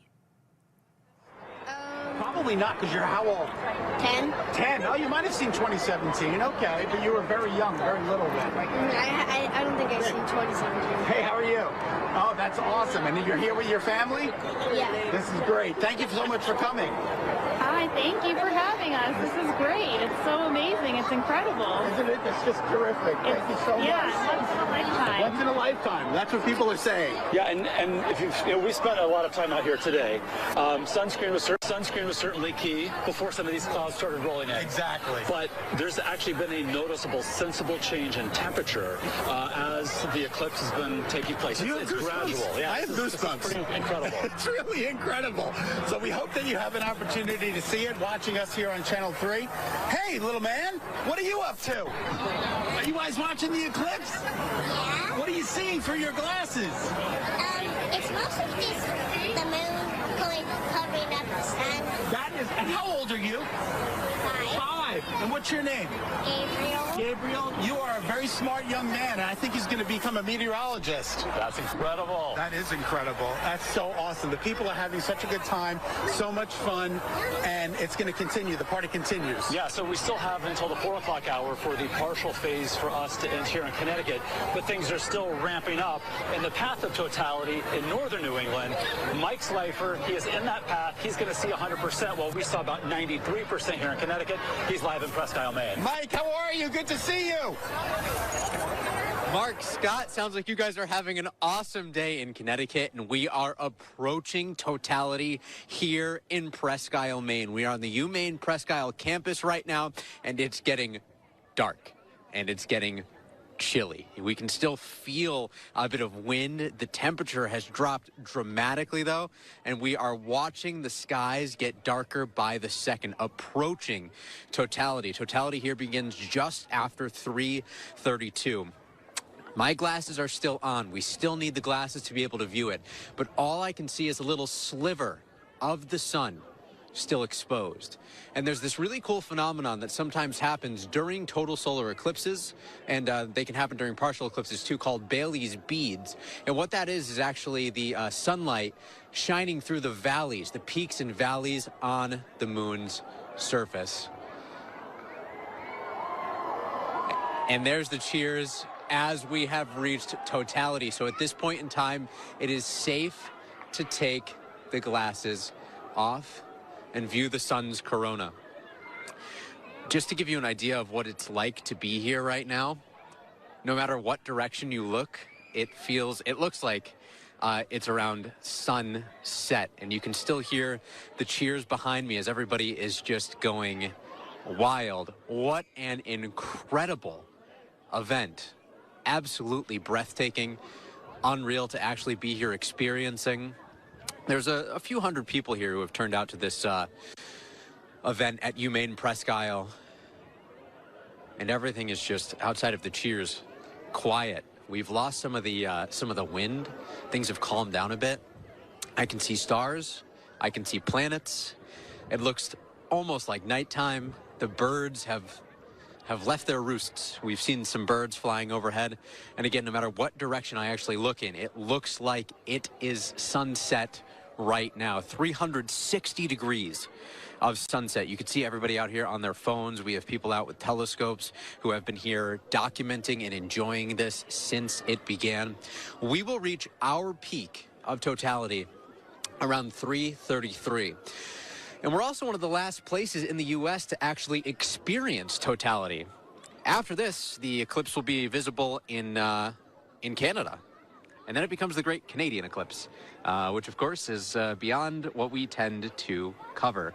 So really just an incredible event here, and just unreal to experience this with a group of like-minded individuals. We're with a few hundred people who have all come to sort of see this exact same thing unfold.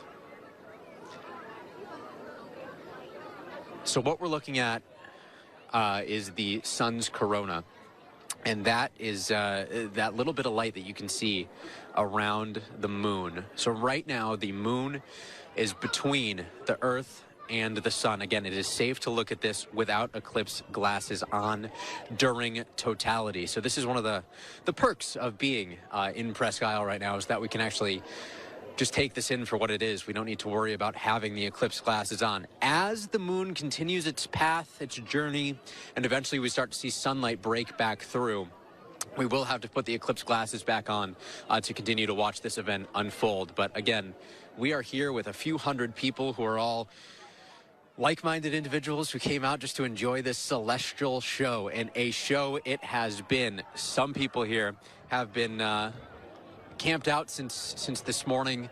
A lot of people drove up last night, and there's the moon pulling away from the sun. The crowd again erupting with cheers as we get to this next phase. So we'll be in a partial eclipse here until a little bit after 4:30, and then things will begin to improve. So what we, again, just experienced here in Presque Isle, Maine is totality. I'm gonna just put my glasses away here. Again, at this point in time, it's starting to get bright out, and it's starting to get bright out fairly quickly. So now if we were to look again at the sun, we need to have the glasses. So just an incredible event. We've been watching people over here. I'm gonna wave a couple of my friends over who I was talking to earlier to do a quick little interview on TV. These are some people that were talking with us earlier. They drove up here from Bath, Maine. Tell us a little bit about what we all just experienced together. That was amazing. That coverage from our station, our reporters at WFSB, which is in Connecticut, traveling to Presque Isle, Maine, where they brought us along on the path of totality. They had the best seat in the house, I think. And then we and you did after that. So, okay, a little while ago, you might remember the incredible, awe-inspiring sight in Niagara Falls. That's where we find, yes, LNL senior national correspondent Peter Zampa. He is live there. Peter, what is it like? I know people are kind of clearing out, or are they still taking in the sights and sounds? Well, Deborah and Rashida, it's a new day here. And I also mean that because I've been complaining about the cloud cover all day. And now, of course, the sun won't go away. It's been peeking through the clouds ever since Totality. Folks getting that opportunity to see the moon covering the sun as it goes on its journey, as we just heard in that last report. So it's still cool for a lot of these folks, but it is starting to rain a little bit, so we are seeing a lot of these folks clearing out. But they got to see the big show at the end of the day. The coolest thing, just right at that moment of totality, these clouds that have been lingering all day just got out of the way and let us experience this truly once-in-a-lifetime opportunity. It really was very moving, and it kind of makes you feel like, wow, we're just these little cogs in the wheel of science and life here. It looks like they had a blast there. I know he had the best seat in the house. Yeah, it is so true, though, right? You have all these kids. I know I talked about it before, but it just makes them ask so many awesome questions. And it makes them want to experience things like this again, or go places, maybe go to space. Again, I said this earlier, we've got astronauts walking around. How cool is that? Just go up to them and say, hey, how was space? And he'll give you this long answer and a long explanation of what we saw here today. You've also got the governor of New York, but you've got folks who have been traveling from all over the place. I spoke to some folks. One, she said it was her bucket list to see an eclipse. I hadn't really thought that much about total eclipses until a few months ago when we started planning for this amazing coverage, for which I'll always be grateful. And I also spoke to another lady. She said she bought a new car so she could make the journey here. She actually bought her eclipse glasses 9 months ago. We've also seen a bunch of weddings here today. I spoke to a guy who does a lot of weddings here at Niagara Falls. Again, it's a very popular national park, but he said he was doing 5 weddings here today from folks from Missouri, Indiana, all over New York. So it really just is a special day for thousands and thousands of people. And it also helps the local economy. We were speaking to Uber drivers who said today is going to be a big day for me. I was in a coffee shop earlier. It took me 45 minutes to get a coffee, which didn't feel fun at the time as I was trying to wake up, but it shows you the widespread impact, whether it be knowledge or economic. It is just such a cool event. Absolutely. You know, one thing that you had said, and really it also kind of hit me because I went to the Smithsonian. Remember, we were watching that story earlier on the Air and Space Museum. You know, it gets kids interested and asking questions about science and space exploration. And, you know, it's really like we're all kind of getting immersed in STEM. Yeah. And so was there something that stood out to you specifically, Peter? Well, in the lead up to this is an astronomer's dream, right? Is to have a day like this because they know you're going to get kids from all walks of life interested in this kind of stuff. To come here today, all you needed was a way to get here. I mean, we walked over to this park, so a lot of folks drove from all over. It's an experience that so many people were able to partake in, and it is going to get those young minds flowing. I know a lot of us older folks, we're getting emotional during this because it makes us feel different things, but for kids, I think they were just thinking, wow, what is going on here, and how can I see it again, and how can I maybe explain it better in the future, whether it be furthering my education in astronomy or math, like you said, all these STEM subjects. I think this is exactly what scientists all over the country wanted to happen, and it really came through in a big way. Peter, I'm not going to lie, the views behind you look so amazing and beautiful. Be sure to take some photos and send them our way. And by the way, when you're talking about older folks, that's you, man. Oh, okay. I thought you... Okay. That ain't us. These are great. Don't zoom in too much, Tim. But hey, if you want us to show you really quick, we can get you a nice little beauty shot. I know you guys want to get me out of the way here. We'll show you these Niagara Falls one more time. I mean, it is just, again, I won the assignment battle of today. I guess I paid for it with cloud cover all day, but now it is starting to lighten up. And it is just one of those sights that you only dream about when you're growing up. Truly special day here at Niagara Falls in New York. A beautiful sight to see. Peter Zampa, thanks so much for joining us. So the phenomenon came and went, but the celebrations continue in Indy. Oh yeah, they are having a blast out there at the Indy 500 race car track. WNDU's Joshua Short, he is there. Josh, last time we saw you, you guys were in Totality. He had a jacket on. He did have a jacket on. I see it's off now.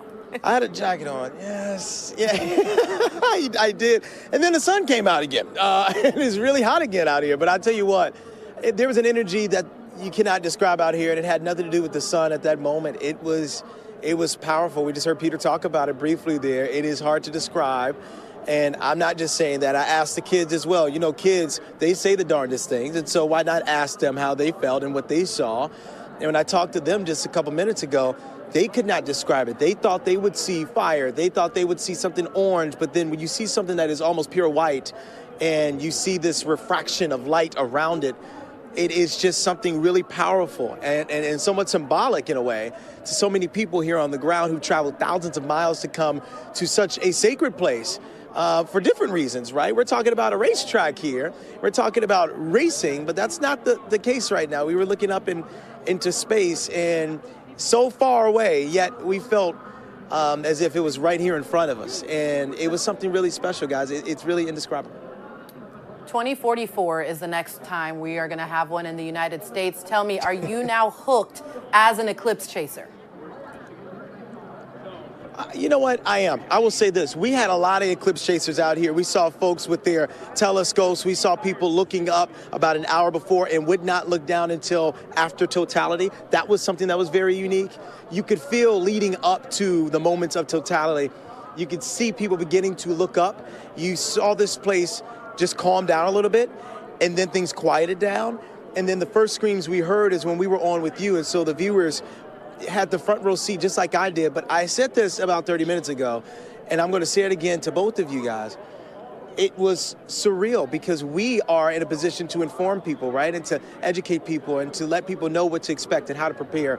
And then it happens.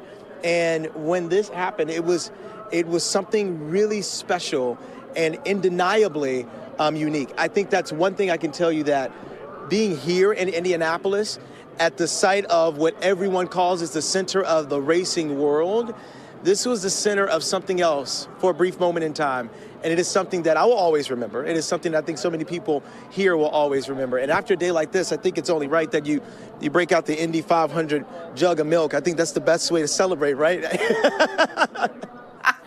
You know, you are a great reporter, and now you're also an umbrophile, which is what they call an eclipse chaser, which I just learned, by the way. So put that on your business card. Oh, that's awesome. Yeah. I definitely will. One last thing I want to say. You're going to notice people leaving out of here pretty quickly. And it's not because they're bored. It's because there's this team called Purdue in the national championship, so they're probably going to head to a bar now, pending if they're with kids or not. So that's what's happening here right now, too, if you just wanted me to describe the scene really quickly behind me here. Hey, you guys have a lot going on in Indianapolis. Looking forward to that game later on tonight, too. I'm loving it. Thank you so much for your reporting. Really, I felt it. When you got emotional, I was like, ooh, I got chills. And it really, you brought it to all of us. Thank you so much, Joshua Short.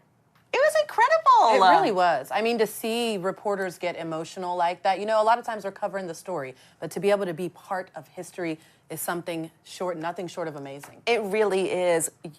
Let me ask you both, how did you feel watching those reporters? I have to admit that it did get darker than I was expecting in a lot of places, and I love it. It sounds like a sporting event because everybody starts to, you know, all the cheers.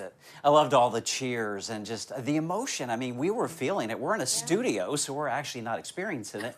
Everybody else experiencing it across the country. It was just a glorious sight. And I know Are you making spaghetti for us? Yeah, it looks like it. You know, for those still in the partial eclipse realm, which a lot of folks are along the East Coast, you can still get a really interesting view here, Sandra, with a colander, something you just use every day for spaghetti, right? Yeah, so if you don't have eclipse glasses, this is a way you can indirectly view the eclipse, and you don't risk eye damage. Exactly. So you obviously want to have your back to the sun.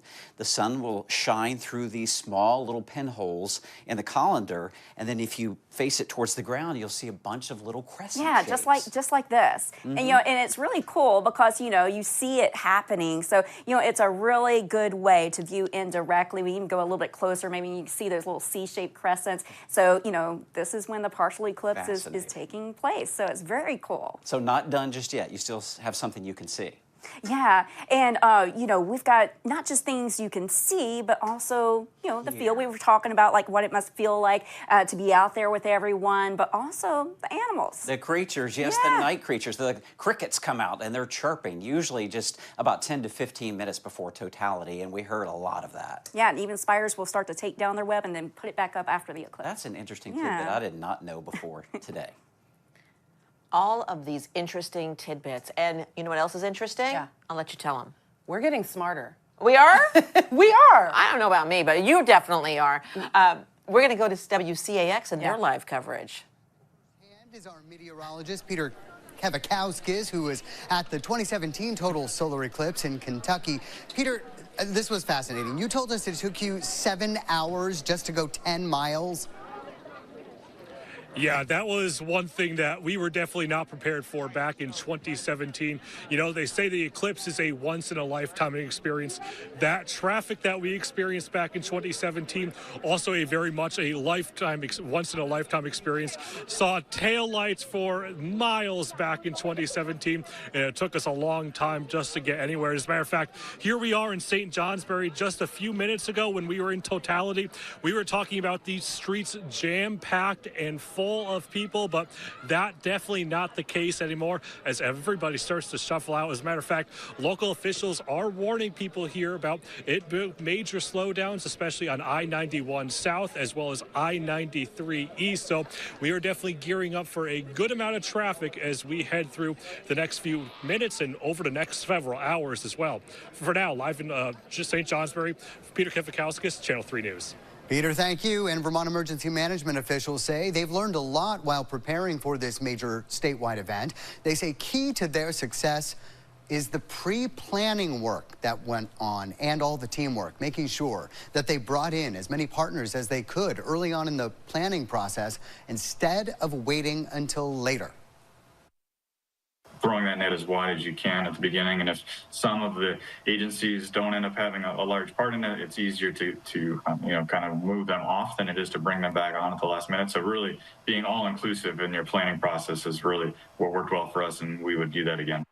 He also said having agencies work together through the pandemic and multiple rounds of flooding and wild weather have also honed their operational skills and relationships. The eclipse is a bright spot for Vermont's economy. The tourism commissioner says it could be a $50 million shot in the arm for the state, if not more, with all the visitors. And she says what Vermont does well, come together.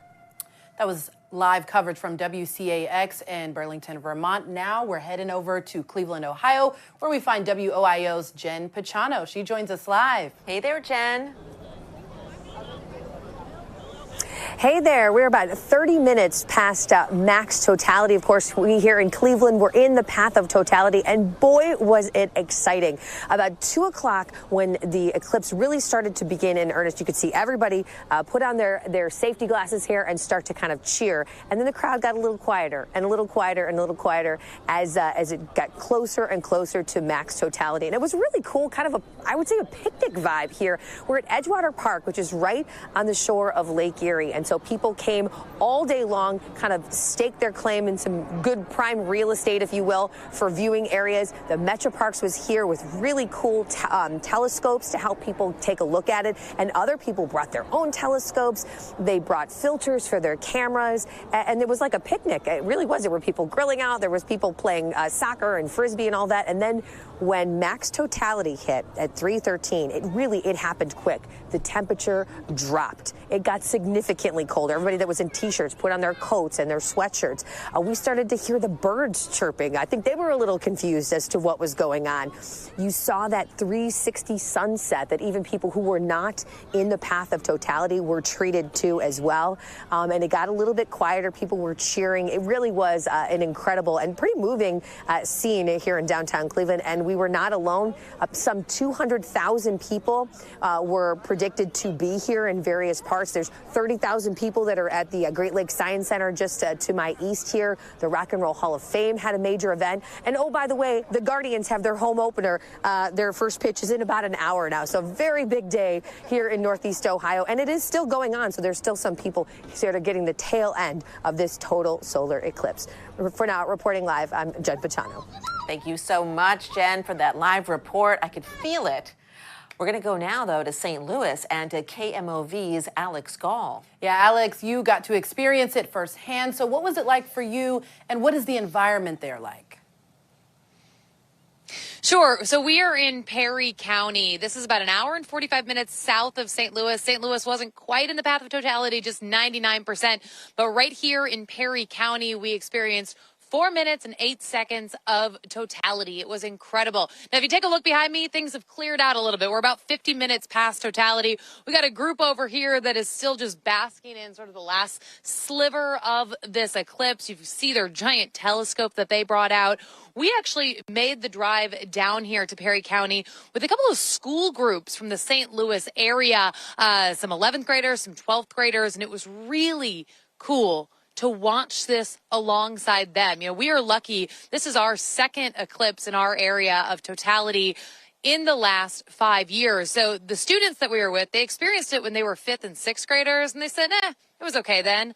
This time, they said it was a wildly different experience. They really appreciated it. They said they all wanted to set their cell phones down and just take in that moment, a moment that so many of them, might not see again, or at least not see again for a very long time. So this is a cool spot to be in. This is an area that has gotten to see totality twice now. And we are grateful that we got to experience it along with them. Like everyone has been saying, that temperature drop, the bugs came out, the birds came out. We've had beautiful weather. You can see just a few wispy clouds up in the sky. But when that moment of totality hit, we got an incredible view of that solar eclipse. We're reporting in Perry County. Alexis Otis, we'll send you back to you guys. Wow, Alexis, you're really painting a picture for us there. I just wonder, were there any issues with traffic or anything like that for people to get out and to see this eclipse? There was a lot of traffic, which is actually why it is very empty behind me, because all of these groups, a lot of them were school groups. They needed to hop back on their buses or their school vans and make it back up to St. Louis. There was another group actually that was from Memphis. They jumped back on their buses to get back to Memphis in time to get picked up after their school day. So we ended up taking a little bit of a roundabout way to get here to Perry County, little windy roads. The teacher that we were with, she said, there was a little bit of car sickness, a lot of traffic, but all of it was worth it to watch those students experience that totality, that 4 minutes of just real life science experience. So it was cool to see. So the traffic has really been worth it down here. Alexis, I know you mentioned that you guys had a different total solar eclipse about 5 years ago. What has been the most surprising thing about this one for you? What was your experience like? So in 2017, I was not working. I was off that day, luckily, and got to experience it with my family. But we only had about 1 minute of totality back in 2017. So this time, getting 4 minutes and 8 seconds was really incredible. I will still say, fastest 4 minutes ever. Barely had a moment to really take it all in myself while also recording and capturing this sort of historic moment and sharing it with our viewers here in St. Louis. But there was a moment that I grabbed my photographer and I said, let's pause for a second. Let's both take this in, look up at that sky, and really enjoy it. So it was a cool experience, especially for 4 minutes. We'll send it back to you guys. Thank you so much, Alexis Zotos. Wow, yeah, you got to take that moment. You got to be present. Incredible. Okay, really quick, best thing today. Just all of it. I mean, it was just amazing. Just the cheers and the excitement. It was just amazing. I love seeing how dark it got and everyone cheering. And the children getting excited about STEM. Incredible. We have followed the entire path of totality. We really have. And it's been a blast having you guys here. Sandra and Ross, Rashida Kabe here, all super excited about this eclipse, and we're so thankful that you guys joined in. Thank you so much for watching the Great American Eclipse with us. I am Deborah Alfarone, and thank you. Rethink how you get breaking news. A rooftop collapses at a suburban hotel. With Local News Live, you get the big national stories direct from local reporters. Reporters who know the streets and the people. Authentic, unfiltered, live where the story is.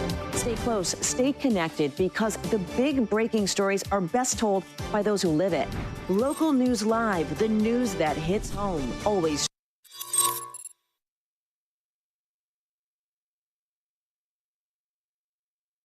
Always streaming, always free. There's so many rewards in life. You coming into our home was one of the greatest rewards we could have ever had. It took 20 years, and I got my third child, who was 17 at the time. It's so cool to watch the adult that you've become, and you really have done as much for us as you think we've done for you.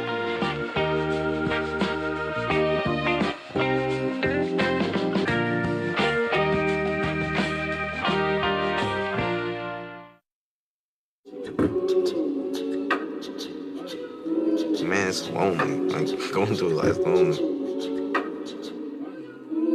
There is the therapeutic aspect of music, just expressing how you feel. I'm going to talk to Howie about his feelings, make it into a song.